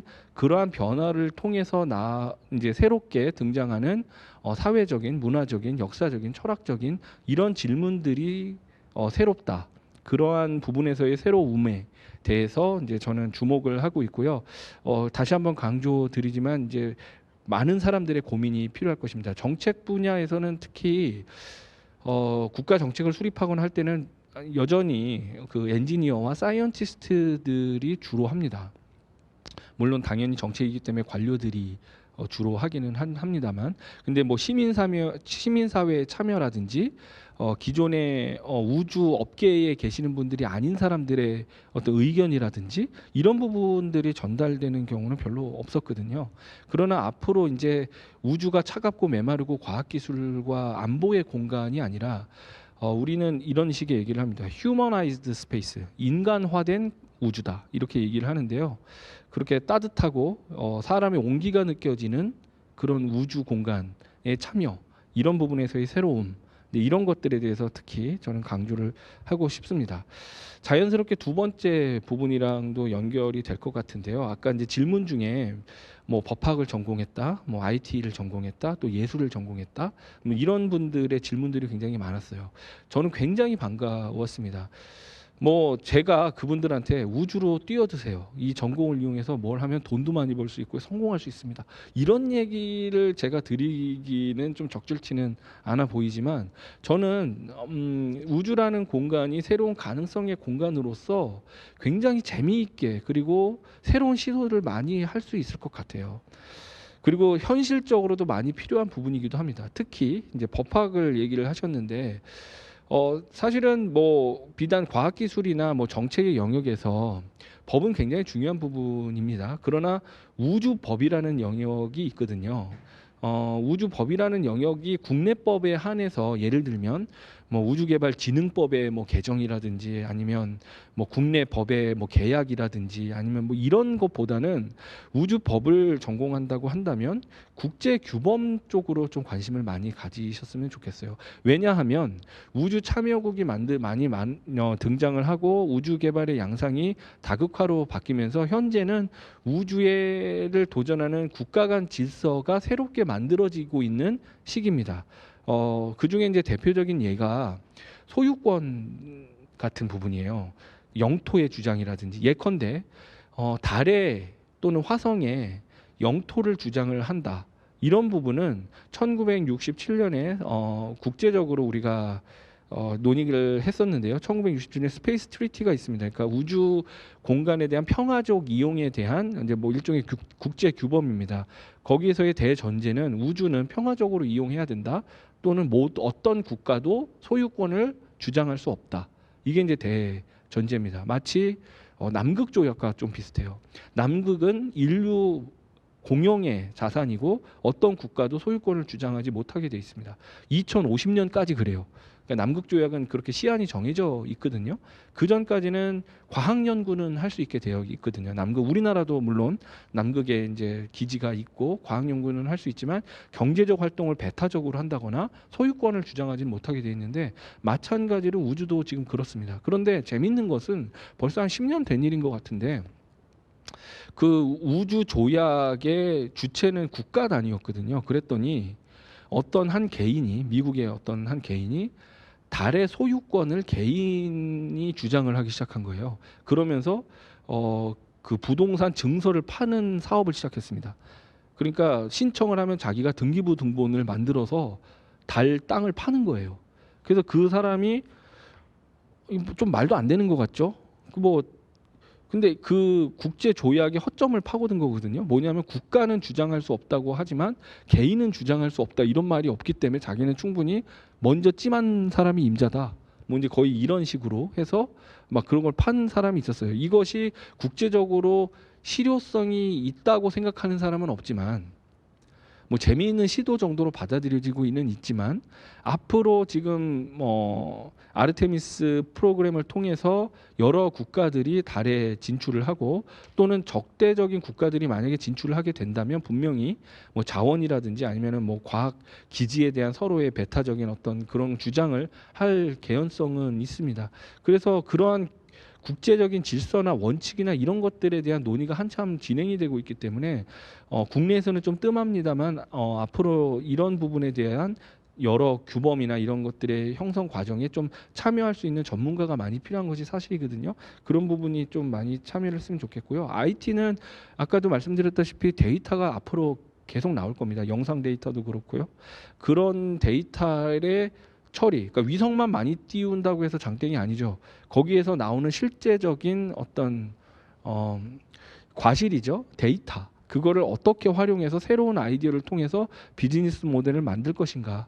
그래서 IT 업계, 빅데이터 또는 인공지능 뭐 이런 식의 이제 전문가들이 많이 뛰어들었으면 합니다. 마지막으로 예술은 어떻게 보면은 가장 멀리 떨어져 있는 것이라고도 볼 수 있겠지만 저는 그만큼 궁극적이라고 생각합니다. 왜냐하면 만약에 화성의 식민지에 사람을 보낸다고 생각하면 가장 먼저 가야 될 사람들은 아무래도 과학 기술자나 아니면 엔지니어나 뭐 그런 사람들일 겁니다. 왜냐하면 그 기술에 의존해야 되는 것들이 많아야 되기 때문이에요. 그래서 먹고 사는 문제라든지 아마 그런 전문가들이 많이 가야 될 텐데 만약에 화성 같은 곳에 뭔가 문명을 건설하고 지구에서 계속 어떤 전문 영역에 있는 사람들이 계속 가게 된다면 최후의 궁극적으로 가야 될 사람들은 예술가라고 생각하거든요. 왜냐하면 그 과정에서도 예술은 중요하죠. 화성까지 가는데 최소 뭐 6개월, 2년 뭐 이렇게 걸리는데 그 안에서 사람들의 심리적인 안정감을 주기 위한 예술 활동은 당연히 필요하고 현재 국제우주정거장에 머물고 있는 여러 우주인들도 뭐 취미로서든 아니면은 예술 활동들을 다 합니다.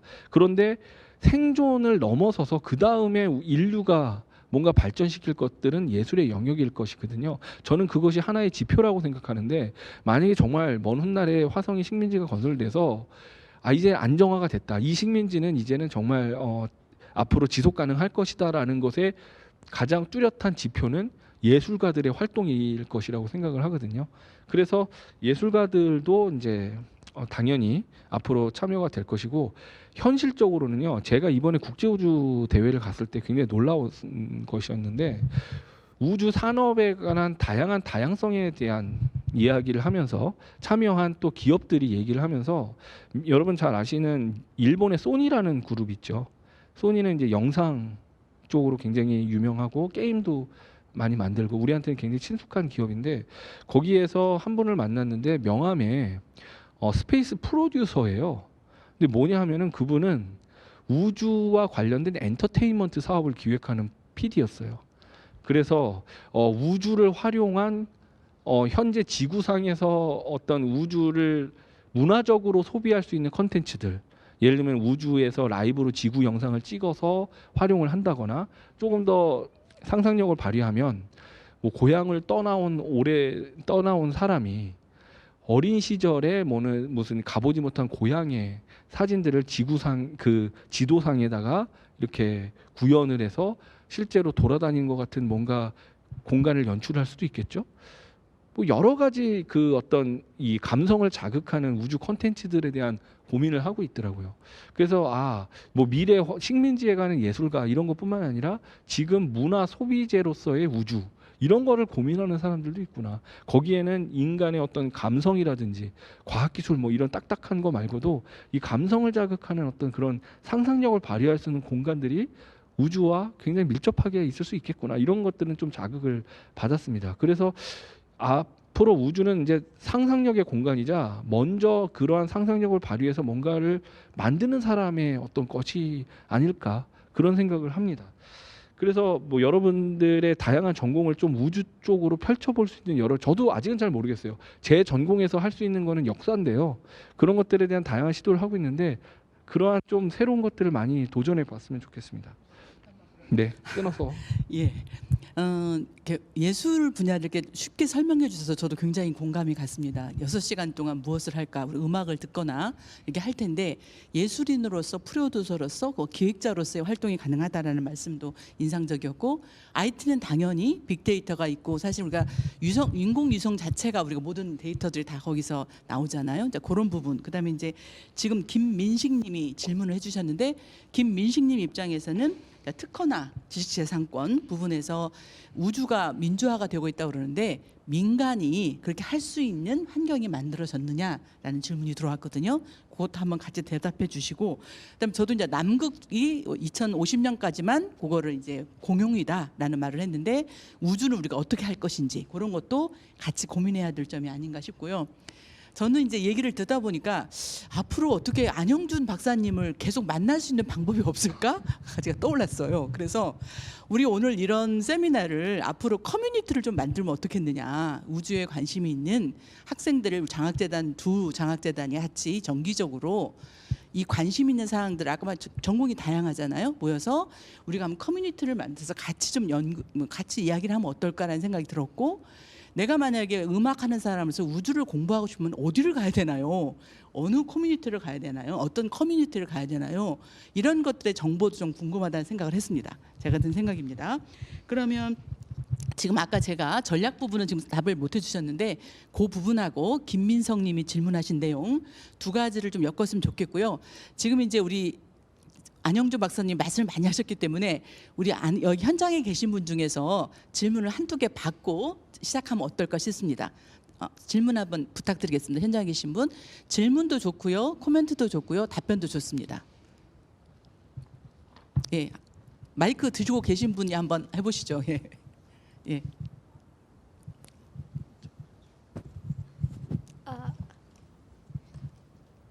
Thank you very much, first of all, and it was a great presentation. My name is Mukara Misawa, and I have a question regarding, like, we talked about moving people, but at the same time it requires them to educate because it takes like a lot of time to educate people. So I was wondering, like, how we're going to, like, kind of, should we start educating ordinary people, or like, and who is going to be responsible for that? Like, is it gonna be like the responsibility of the countries, or like, because there won't be like democratizations? So I was just wondering about this, and thank you very much once again.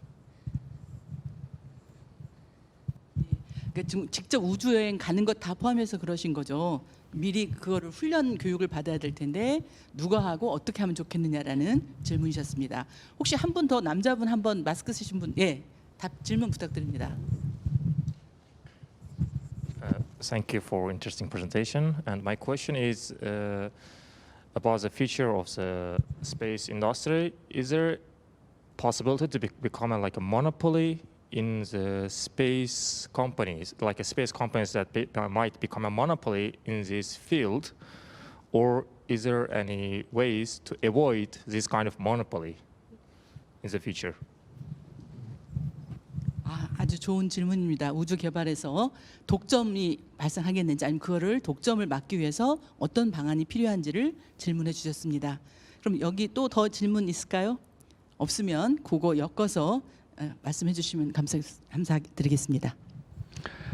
예, 굉장히 많은 질문들이 있고 굉장히 놀라운데요. 지금 사실은 우주 전문가들이 실제로 지금 고민하고 있는 부분들에 대한 질문을 해주셨어요. 최전선에 있는 질문들. 그리고 굉장히 놀라운 건 그것에 대한 사실은 전문가도 지금 거의 별로 없는 상태입니다. 그럼 만약에 여러분들이 그걸 고민을 시작하면 아마 그냥 바로 전문가가 되지 않을까, 막 이런 생각까지 들어요. 먼저 굉장히 다양한 청중 중에서 말씀해주신 그 두 가지 문제를 포함해서 차례대로 말씀을 드리겠습니다. 일단 김민석 씨께서 질문해주신 특허나 지식재산권법에 따른 우주 산업에 대한 진입 장벽 문제, 굉장히 너무 놀라운데요. 지금 제가 사실은 우리나라 우주 개발과 관련된 가장 큰 정책이라고 하는 것은 우주개발 진흥 기본 계획이라는 것이 있습니다. 이제 정부가 만드는 국가 우주에 대한 기본 계획이에요. 5년마다 만들게 되어 있습니다. 각국마다 우주 정책을 어떤 식으로 만들고 집행을 하고 하는 방식은 다를 텐데, 우리나라에서는 이제 그런 정부에서 만드는 기본 계획에 따라서 국가 우주 개발이 이제 추진이 되거든요. 그런데 지금 내년부터 5년 동안 우리나라가 해야 할 여러 가지 우주 개발과 관련된 정책 그리고 기본 계획을 저희가 수립을 하고 있거든요. 지금 만드는 작업들을 하고 있어요. 1년 동안. 그런데 거기에서 이런 분야들, 뭐 지식 재산권 문제라든지 아니면은 모노폴리 문제라든지 에듀케이션 문제라든지 이런 부분에 대해서 아직까지 그렇게 중요하게 생각을 못 하고 있어요. 국가적으로도. 근데 저는 그것이 앞으로 너무나 중요할 것이라고 생각하고 있고, 그런 부분에 대한 의견들이 국가 계획에 좀 담겼으면 하는 이제 바람은 있습니다만, 아직까지는 그런 인식이 좀 많이 부족한 것이 사실입니다. 먼저 지식재산권 이쪽 부분은 사실은 국가 주도에서 민간 주도로 넘어가는 이러한 변화가 시작된 지가 그렇게 오래 안 돼 있고요. 특히 우주 기술과 관련된 지적재산권은 그동안 국가 주도였기 때문에 정부에서 갖고 있는 경우가 굉장히 많았습니다. 그리고 그것이 전략 기술이라 그래서 국가 간 바운더리에서 이렇게 자유롭게 거래가 되거나 이동을 하거나 권리를 주장을 하거나 그런 체제 자체가 그렇게 공고하게 만들어져 있는 상태는 아니거든요. 오히려 비밀의 영역에 더 가까운 부분이 많았습니다. 왜냐하면 국가 주도적으로, 그리고 안보적인 어떤 중요성 때문에 국가 간 바운더리가 굉장히 뚜렷했고, 그러한 국제적인 규제나 레짐이나 그런 것들이 더 잘 갖춰져 있었기 때문인데요. 앞으로 민간 주도의, 그러니까 연구 개발을 하더라도 이거는 정부가 했기 때문에 그런 정부 소유거든요. 그동안은. 그러나 이제는 민간이 스스로 투자를 해서 만약에 그런 기술의 소유권을 갖는다면 이제 기업들도 그런 권리를 당연히 주장을 할 수도 있겠고 그런 서비스 상품을 만들면 정부에다가 판매를 할 수도 있겠죠. 이러한 일들이 이제 시작되고 있거든요. 그래서 뭐 특허라든지 그리고 지식재산권의 문제에 대한 관심이 이제 시작됐습니다. 그래서 우리나라에서도 또 이제 국가 정책으로서 지식재산권에 대한 전문가들이나 우주 개발이 이렇게 민간 주도로 넘어가기 때문에 이제 계획을 만들고 고민해야 될 지점들을 이제 찾아내고 시작을 하자 이런 상태예요. 그래서 지금 김민석 씨가 질문하신 그런 질문들은 이제 질문을 던질 시기라서 질문을 주신 거라고 저 뚜렷한 답이 아직 없습니다. 참여를 하시면 되고요. 네. 예, 다름이 아니라 안토니오 슈타르크 분이 지금 45분에 나가야 해서 직접 질문을 하시고 싶다 해서 그분 질문을 듣고 그분 답변부터 드리고 시작하면 네. 어떨까요? 그럼 이제 지금 우주 정책, 우주역의 중요성에 대해서 말하는데 한국이 제일 잘하고 있는 점과 발전시켜야 할 점, 그다음에 우주청 이런 점에 다루는데 직접 안토니오 슈타르크 분 나오시겠습니까? 질문해 주시겠습니까? 안녕하세요. 안영주 박사님. 이렇게 만나게 돼서 감사하고 좋은 발표 잘 들었습니다. 혹시 다름이 아니라 저희 한국이 그래도 이제 우주 관련해서 특히 우주 정책하고 외교 분야가 요즘 많이 중요해지고 있는데 이쪽 분야에서 현재 제일 잘하고 있는 거 이제 기술 쪽으로는 제가 그래도 잘하고 있는데 아직 정책이나 외교 쪽 특히 이제 우주청 설립이라던가 국제 우주 관계를 수립하는 것 다자간의 외교의 장애 있는 곳에 대해서 상당히 부족한 것이 있을 거라고 느끼는데 혹시 현장에 계시는 분으로서 어떻게 생각을 하고 계신지? 네. 안토니오 스타크. 예. 지난 한 달 전에 국제우주대회에서 만났던 분입니다. 그래서 인사를 했던 분인데 아주 좋은 질문입니다.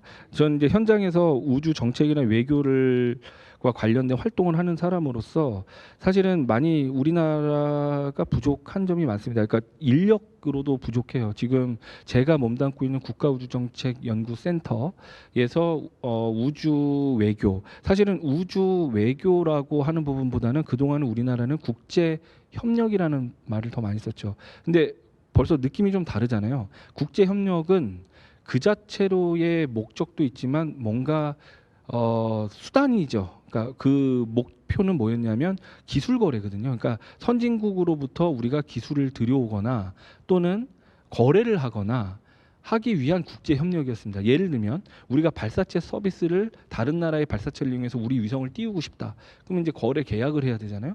그런 거에 대한 국제 협력 또는 기술을 배워오고 싶어서 거래를 하는 식의 국제 협력. 이제는 우주 외교라고 하면은 국가적인 어떤 자원을 총동원해서 우리의 국익을 앞서서 어떤 질서도 만드는 데 참여를 하고 이제 그런 역할을 해야 되는 거거든요. 이거는 기술자들이 계약 맺는 수준이 아니라 외교관들이나 아니면 정치 외교를 하는 사람들이 나가서 그런 전문성을 바탕으로 실제로 해야 되는 거예요. 우주라는 소재를 바탕으로. 그런데 제가 불과 3주 전에 UNICG라는 국제회의를 다녀왔습니다. 그것은 위성 항법과 관련된 UN의 국제회의예요.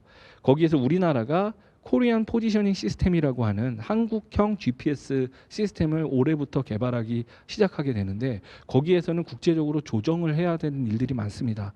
궤도라든지 주파수의 문제라든지 협의를 해야 되고요. 그리고 기술 협력도 필요하고 그런 것들을 나가게 됐을 때 물론 전문가들 사이에서의 국제 협력이나 어떤 네트워크를 통해서 하는 것도 중요하지만 외교적으로 접근을 해서 국익의 관점에서 일종의 딜을 해야 되는 경우도 있거든요. 그런 거는 외교적인 기술 같은 것도 굉장히 필요하고 프로토콜도 매우 다릅니다. 그러니까 외교부 차원에서 노력해야 되는 프로토콜과 과학기술을 하는 과학기술자들 사이에서의 협력을 하는 프로토콜이 매우 다르기 때문에 그런 이제 영역에서의 전문성이라든지 그런 부분이 많이 필요하고 지금 우주청 이제 말씀을 해주셨는데 우리나라는 아직까지 우주 개발을 전담하고 있는 정부 조직이 없어요.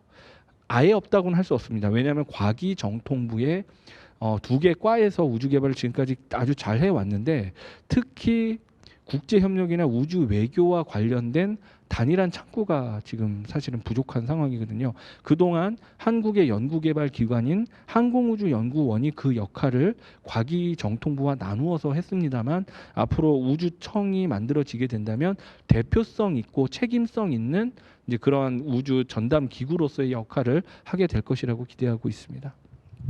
예, 감사합니다. 질문해 주신 분도 감사드리고요.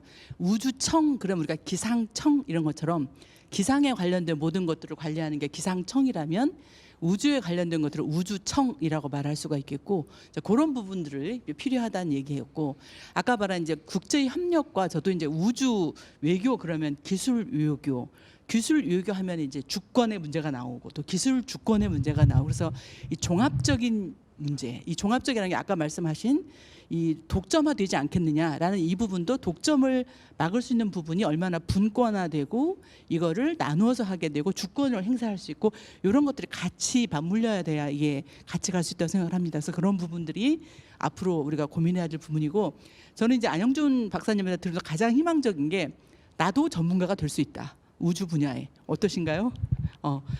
우주 분야에 나도 전문가가 될 수 있다. 근데 이 전문가는 지금 각자의 그 전문성이 있잖아요. 본인이 음악이든 법률이든 IT든 각자의 다 경제학이든 자기 전공이 있는데 이 전공을 어떻게 우주라는 것과 접목시킬 거냐, 이것의 문제인 것 같아요. 내가 우주라는 이 시장이 또 좋고 우주의 정책도 좋고 법률도 좋고 뭐도 좋습니다. 외교도 좋고 내가 갖고 있는 이 강점과 나의 전공을 어떻게 우주랑 연결시켜서 나의 영역을 전공 영역을 넓혀갈 것인가라는 부분이고, 그 부분에서 소통할 수 있는 능력이 필요하지 않을까라는 생각이 들었습니다. 질문도 감사드리고 답변도 감사드립니다. 예, 그럼 혹시 더 질문이나 답변 또 더 있으실까요? 우리 포스코 재단에서 오신 분 선생님 한번 질문해 주시겠습니까? 예. 그리고 오늘 그 청암재단 이사장님 김선욱 총장님도 지금 온라인에 와 계신데요. 총장님께서도 한 말씀 해주셔도 좋겠습니다. 예, 말씀. 예. 예, 우리 안 교수님 강의 상당히 잘 들었고요. 그 조금 각도가 다른 이야기인데 지금까지는 이게 새로운 미래고 새로운 희망일 수도 있는 우주에 대해서 얘기를 했습니다만은 저는 최근에 그 소행성을 요격했다는 그 기사를 보면서 우주가 또 새로운 재앙이 될 수도 있겠다라는 그런 생각이 들었습니다. 그래서 제 같은 경우는 상당히 그 기본 상식이 부족하기 때문에 지금 그 소행성이 우리 지구를 충돌할 가능성, 그리고 거기에 대한 어떤 피해 정도, 뭐 인류의 종말이 될 수도 있을 뭐 그런 가능성인데 또 어느 정도까지 우리가 지금 대비책을 준비를 하고 있는지 뭐 그런 것들을 아주 상식적인 수준에서 한번 설명을 해주시면 고맙겠습니다. 예. 감사드립니다. 항상 어떤 일이 있으면 부작용이 있고 고민해야 될 부분이 있는데 우주 자체가 오히려 우리에게 위험이 될 수 있지 않겠느냐, 이런 얘기를 답변을 해주시면 좋겠습니다. 예, 질문 감사합니다. 제가 그러지 않아도 그 소행성 궤도 변경하는 프로그램 이제 DART라고 합니다. 이제 줄여서 미국의 프로그램이 최근에 성공을 거뒀습니다. 그거는 뭐냐면은 굉장히 멀리 떨어져 있는 두 개의 소행성이 쌍을 이루어서 돌고 있는데 지구상에서 보낸 우주선을 한 소행성을 충돌을 시켜서 얼마나 영향을 줄 수 있느냐를 알아보는 시험인데요. 그거의 궁극적인 목표는 지구 방위입니다. 플래네타리 디펜스입니다. 지구 방위. 얘기하면 꼭 무슨 어린 시절 만화 영화 같이 외계인 쳐들어오면은 지구 방위대가 나서서 막 이런 것 같은데, 소행성의 지구 충돌 위험은 실질적인 위험이라고 우리가 지금은 받아들여지고 있어요. 왜냐하면 그게 언제인지는 모릅니다. 그러나 그것이 관심을 끌게 된 이유는 공룡 멸종이 소행성 충돌 때문이라는 것이 이제는 거의 증거들이 많이 모아져서 정설처럼 받아들여지고 있거든요. 그리고 통계적으로 보면 이것이 뭐 100만 년 만에 한 번 뭐 되게 드문 일일 수는 있지만 적어도 퉁구스카 폭발, 그러니까 2000년대 1900년대 초반에 있었던 러시아 상공에서 큰 폭발이 있었거든요. 최근에 또 어떤 이제 그렇게 큰 규모는 아니지만 하루에 몇 개씩 지구상에 작은 어떤 그런 입자들이 떨어지고, 우리가 작은 입자들은 별똥별로 보고 이쁘다 이렇게 생각은 하지만 그것이 언제든지 일어날 수 있는 일상적인 자연재해의 한 영역으로 우리가 생각하고 있어요. 지진, 해일 뭐 이런 것들. 근데 우리가 가만히 생각해 보면요, 지진, 해일 뭐 이런 것들은 인간이 예방을 하기는 거의 불가능합니다. 미리 언제 올지좀 올까 하고 미리 대피하거나 뭐 이런 거지 그거 자체를 막을 수는 없거든요. 근데 이 다트라는 실험은 지구로 오는 것들을 미리 예측해서 뭔가를 보내갖고 궤도를 바꿔버린다. 일상적으로 일어나는 우주 규모의 자연재해인데 그거를 예방한다는 거예요. 이건 굉장히 인류 문명으로 생각해 봤을 때는 야, 인간이 정말 대단하긴 하구나. 이제 이런 건데 그거를 실험적으로 가능하다는 거를 증명했다는 거거든요. 근데 아주 작은 이제 이 무게 비로 따지면 그 소행성의 궤도를 바뀌는 게 1톤짜리를 100kg짜리 그 우주선을 충돌시켜 갖고 궤도를 바꾼다는 거예요. 다시 말하면 1톤짜리 코끼리가 오는데 0.1g짜리 모기가 거기 충돌을 해서 코끼리의 궤도를 바꾼다는 거거든요. 이상하게 들리잖아요. 그러나 그것을 미리 예상할 수 있다면 작은 궤도의 변화가 지구까지 올 때까지의 어떤 궤도 변형을 통해서 비껴가게 할 수 있다라는 거예요. 그래서 그런 실험이 이제 이루어진 것이고요.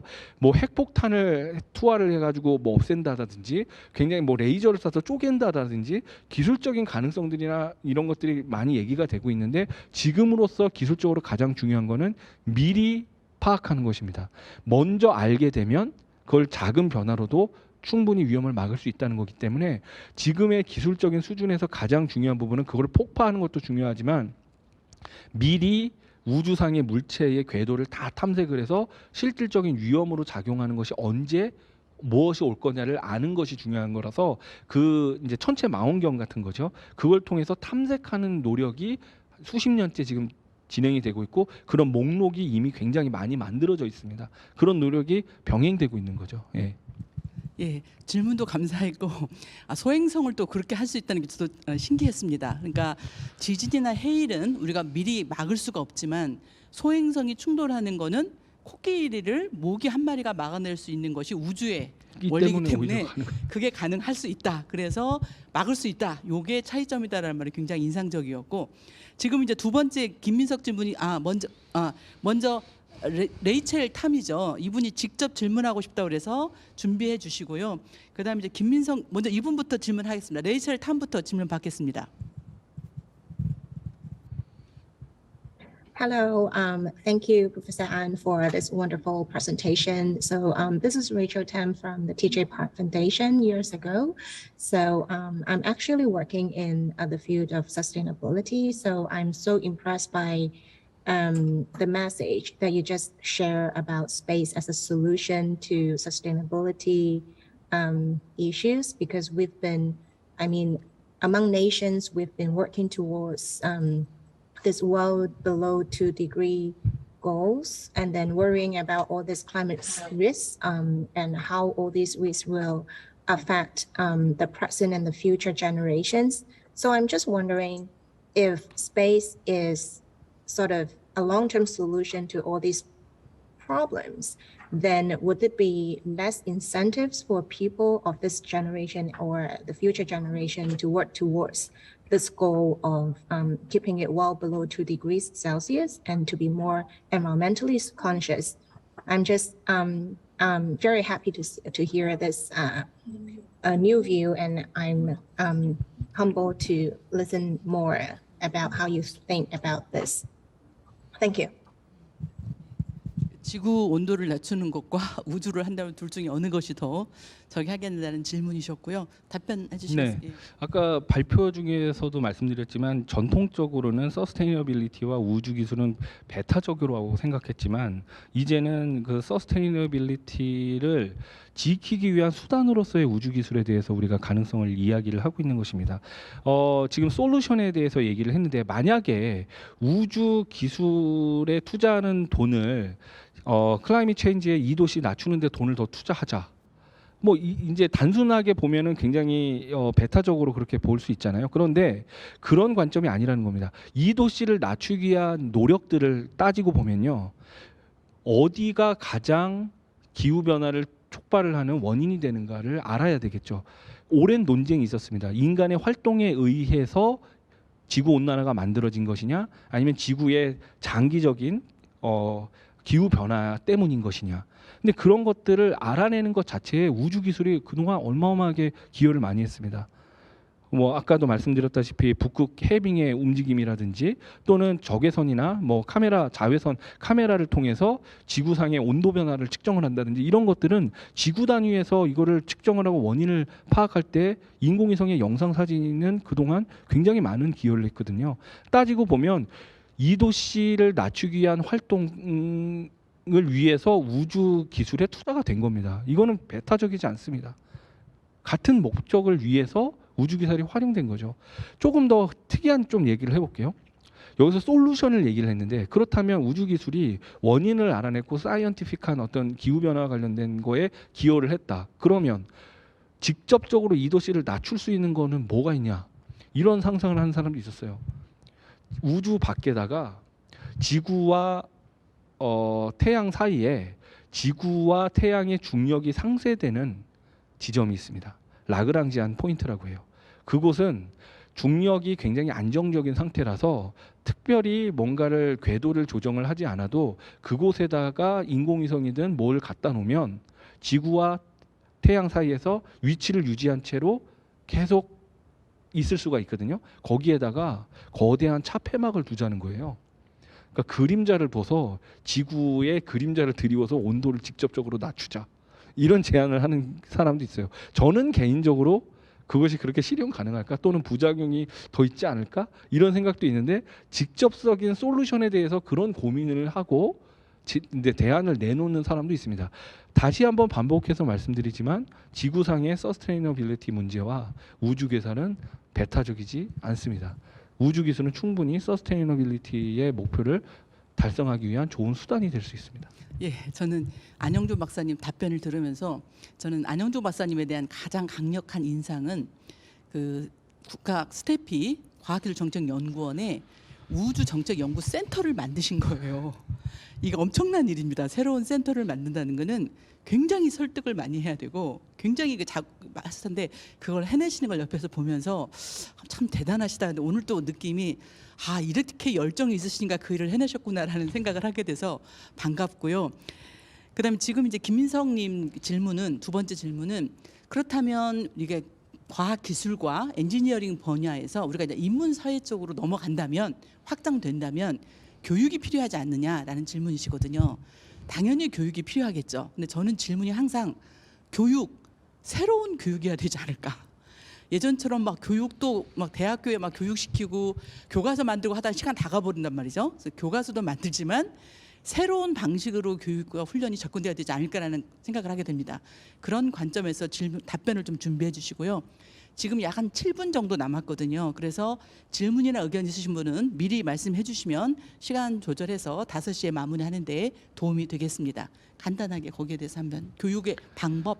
예. 네, 그 교육이라고 하면 저도 사실은 과학교육 학부 때는 그 과학교육을 전공을 해서 굉장히 교육에 관심이 많습니다. 교육을 정규 교육, 그러니까 포멀 에듀케이션, 이제 학교 안에서 이루어지는 교육뿐만 아니라 또는 인력을 양성하기 위한 대학 내에서의 전공 교육, 이렇게 좁은 의미가 아니라 저는 이제 우주는 우주를 꿈꿀 수 있게 새로운 세대들에게 영감을 불러주는 것이 국가의 역할이라고 생각합니다. 그건 뭐냐면요, 흔히 정책적으로 앞으로 반도체 산업이 인력이 많이 필요할 것이다. 그러면 대학의 반도체 학과 해서 몇 명이 매년 배출될 수 있도록 만들자. 이렇게 단순하게 산술적으로 인력을 양성하는 방식으로는 더 이상 안 될 것 같습니다. 왜냐? 앨런 머스크 같은 사람은 정규 교육을 끝까지 다 받고 박사학위를 받고 이런 정규 교육 시스템에서 나온 사람이 아니거든요. 중요한 거는 이 사람이 스스로 우주를 꿈꾸게 하고 강력한 동기부여를 어디서 받았는가가 굉장히 중요하다고 생각합니다. 우리가 소위 말하는 그런 사람들은 아폴로 세대라고 하거든요. 아폴로 프로그램을 통해서 우주에 대한 강력한 내적 동기부여를 받은 사람들입니다. 어떻게 포멀하게 인력 양성 시스템으로 이렇게 공장식으로 찍어내서 나온 인재들이 아니라는 거죠. 이것만큼 강력한 파워를 갖고 있는 것은 없다고 생각을 합니다. 그래서 저는 단기적으로나 뭐 그런 것들은 대학에서의 우주공학이나 뭐 이런 것들을 직접적으로 하는 사람들이 인문사회학적인 상상력을 좀 발휘를 할 수 있는 융합적인 사고를 가능하게 하는 교양 뭐과 관련된 전공 선택이라든지 대학 내에서는 그런 과정을 개설하는 것도 중요하겠고, 또는 여타 다른 전공을 한 사람들이 우주에 관심을 가질 수 있는 비정식, 그러니까 비정형 형태의 일종의, 더 넓게 보면 대중문화도 될 수 있겠고요. 문화적인 접근 수단에서의 이제 교육을 넘어서는 영감을 불러일으키는 이제 그런 것들이 굉장히 중요하다고 생각하고, 그래서 오늘 같은 자리가 뭐 굉장히 저는 중요하다고 생각합니다. 이거는 최근에 이제 BTS 여러분 좋아하시죠? BTS의 멤버가 이제 새롭게 콜드플레이와 작업을 하는 거에 신곡의 제목이 The Astronaut입니다. 그리고 이전에는 The Universe라는 곡도 나오기도 했고요. 이런 어떤 굉장히 다양한 분야에서의 우주를 소재로 하는 활동들이 훨씬 더 파급력이 크고 내적 동기부여를 일으키는 것이 아닌가.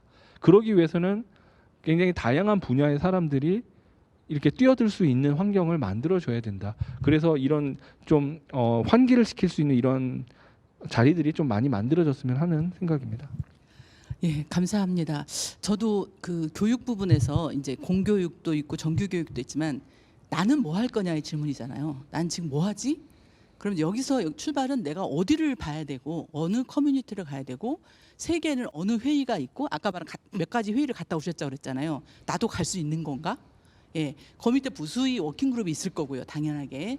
그래서 국내 행사나 해외 행사는 무엇이고 나는 거기를 가고 어떤 국내에는 그런 모임들이 있고 동아리가 있고 그런 것들을 같이 병행하는 게 좋겠다고 생각합니다. 지금은 이 시기가 하도 빠르게 변하기 때문에 정규 교육으로는 제가 볼 때 한계가 있어서 그렇게 접근하면 어떨까 싶고요. 이제 마무리가 곧 3분 남았는데 그 전에 먼저 공지사항부터 알려드리겠습니다. 저희가 이제 오늘 포스코 청암재단하고 독일 라우만 재단이 정말 야심차게 2022년 공간이라는 주제로 4가지 이 행사를 기획했는데요. 오늘이 마지막 행사입니다. 그래서 우주에 관한 이 행사에 대한 설문조사를 꼭 좀 참석해 주시기 바랍니다. 설문조사 해주시고요. 그걸 공지하고 마지막으로 3분 남았는데 혹시 더 질문이나 의견 있으실까요? 박사님에게 말씀하시기 전에 예, 좋습니다. 예, 감사합니다, 박사님. 강의 잘 들었습니다. 제가 카자흐스탄에 교환학생 가 있을 때 좀 그 운이 좋게 바이코누르에 방문할 기회가 있었는데 그때 이제 느꼈던 게 크게 2가지였습니다. 먼저 첫 번째로 이 바이코누르를 카자흐스탄은 그 좀 관광 자원화하고 또 그다음에 과학 기술의 자원으로서 어떤 거점으로서 활용을 하고 있다라고 하는 게 첫 번째였고요. 그다음에 이제 두 번째가 바이코누르가 예전에 소련 시대 때 개발이 됐던 거다 보니까 아주 엄청난 규모의 어떤 이용료를 여전히 카자흐스탄이 러시아에 이렇게 지불하고 있는 것을 들었습니다. 그래서 이제 여쭙고 싶은 것은 그 우리나라가 누리호나 이런 게 이제 나로호나 이런 게 발사한 그 지역을 그 바이코누르처럼 어떤 과학기술의 거점 혹은 관광 자원화할 그런 계획도 아까 말씀하셨던 5개년 계획에 좀 들어가 있는지 하고 있는 것과 그다음에 두 번째로 또 이러한 우리가 우주 개발의 선진국으로서 좀 그 후발주자들과 함께 가고자 하는 그런 정책적 노력이 좀 담겨 있는지 궁금합니다. 감사합니다. 감사합니다. 그러니까 이제 발사를 했던 지역을 관광 자원화할 수 있는 어떻겠느냐. 우리가 이제 선도 국가로서 다른 국가랑 같이 상생하는 그런 모형을 만들면 어떻겠냐라는 질문이셨습니다. 예, 1분 남았는데. 저는 1분에 간단하게 빨리 답을 해야 될 것 같습니다. 저는 오늘 뭐 마무리 거의 발언이 될 것 같은데요. 너무 가슴이 벅찹니다. 그러니까 그동안 굉장히 많은 전문가 회의나 또는 뭐 국제 회의 또는 국내 정책과 관련된 그런 위원회 뭐 이런 데를 다 가봤어도 이렇게 제가 주장을 하거나 이런 거에 공감을 하고 새로운 아이디어를 이렇게 던지는 것들을 그렇게 많이 접하지 못했어요. 지금 벌써 말씀해 주신 내용들이 사실은 준비를 하고 있는 부분이 있습니다. 그러니까 고흥이나 우리나라 나로 우주센터 같은 곳도 관광 자원을 하려고 하는 지역 사회에 관심이 굉장히 크거든요. 지역 경제랑 관련된. 제가 모두의 우리에게 지금 우주란 무엇인가? 우리 지역 사회에서의 우주라는 의미는 또 그런 식으로 받아들여질 수 있거든요. 그런 전략 굉장히 중요하고요. 아까 이제 국제 협력, 개발도상국과의 협력, ODA라고 우리가 흔히 얘기합니다. 그런 것들은 우리가 국제사회에 기여할 수 있는 굉장히 좋은 수단입니다. 그리고 그것들을 함께 하고 있는데 우리가 그동안 추격을 하기 위해서 선진국들과 우주 협력을 하고 기술을 배워온 것뿐만이 아니라 우리가 개발을 필요로 하고 그런 국가들과 같이 손을 잡고 또 인류 공영의 어떤 목표를 위해서 같이 우리가 공적 자원을 지원을 하고 하는 부분들은 이제 우리나라 정도라면 세계 7대 우주강국의 비전을 갖고 있는 나라라면 충분히 그 역할을 해야 된다는 것이 저희들의 생각입니다. 아직은 그렇게 인식이 넓진 않아요. 그러나 지금 대학생분들이나 이런 분들이 그런 의견들을 갖고 전문성을 키워서 뭔가 영향력 있는 그런 것들을 하게 된다면 그런 의견들이 훨씬 더 반영이 많이 될 거라고 생각을 하고요. 끝으로 저 한 말씀 드려도 될까요? 아까 이제 질문에 답을 못 드렸습니다. 대기업에 대한 역할, 산업을 하는데 뉴스페이스 시대는 벤처기업, 중소기업 역할 굉장히 중요합니다. 그런 부분들이 커 나가야 되는 것도 확실한데요. 여전히 대기업이나 국가의 역할도 중요하거든요. 우리나라는 뭐 외국 같은 경우는 구글, 뭐 아마존 이런 세계 1, 2위의 기업들이 IT 기업에서 돈을 벌어서 우주에 투자하는데 우리나라의 대기업들은 아직 우주를 그렇게 기회의 영역으로 많이 보지 않는 것 같아요. 그러나 저희가 저는 스페이스 어웨어니스라고 얘기를 하는데요. 인지도가 많이 높아져야 됩니다. 이런 활동들을 굉장히 많이 기획을 하고 그 행사들을 하는데 그 성과로 몇몇 대기업들이 비우주 기업에서 참여가 많이 되고 있어요. 전통적인 제약회사라든지 아니면 자동차 회사라든지 가전회사라든지 제가 이름은 지금 여기서 밝히지는 않겠습니다만 그런 기업들이 관심을 갖고 지금 여러 가지 일들을 기획하고 있거든요. 이런 좀 기회의 영역을 뭐 포스코뿐만 아니라 다른 좀 이제 덩치가 있는 기회, 이제 R&D의 영역이 그러니까 여력이 있는 그런 대기업들도 사회 공헌의 차원뿐만 아니라 이 지금 행사는 사회 공헌의 차원이기는 하지만 조금 더 진지하게 사업 영역으로서의 고민도 진지하게 한번 해보시면 어떨까 하는 제안을 드립니다. 고맙습니다. 감사합니다. 오늘 우주라는 주제로 세미나를 마무리하도록 하겠습니다. 안영준 박사님께 큰 박수 한번 부탁드리겠습니다. 예. 그리고 오늘 참석해주신 청암재단 장학생 여러분 감사드립니다. 이상 세미나를 마치겠습니다. 고맙습니다. 고맙습니다. 설문조사 부탁드립니다.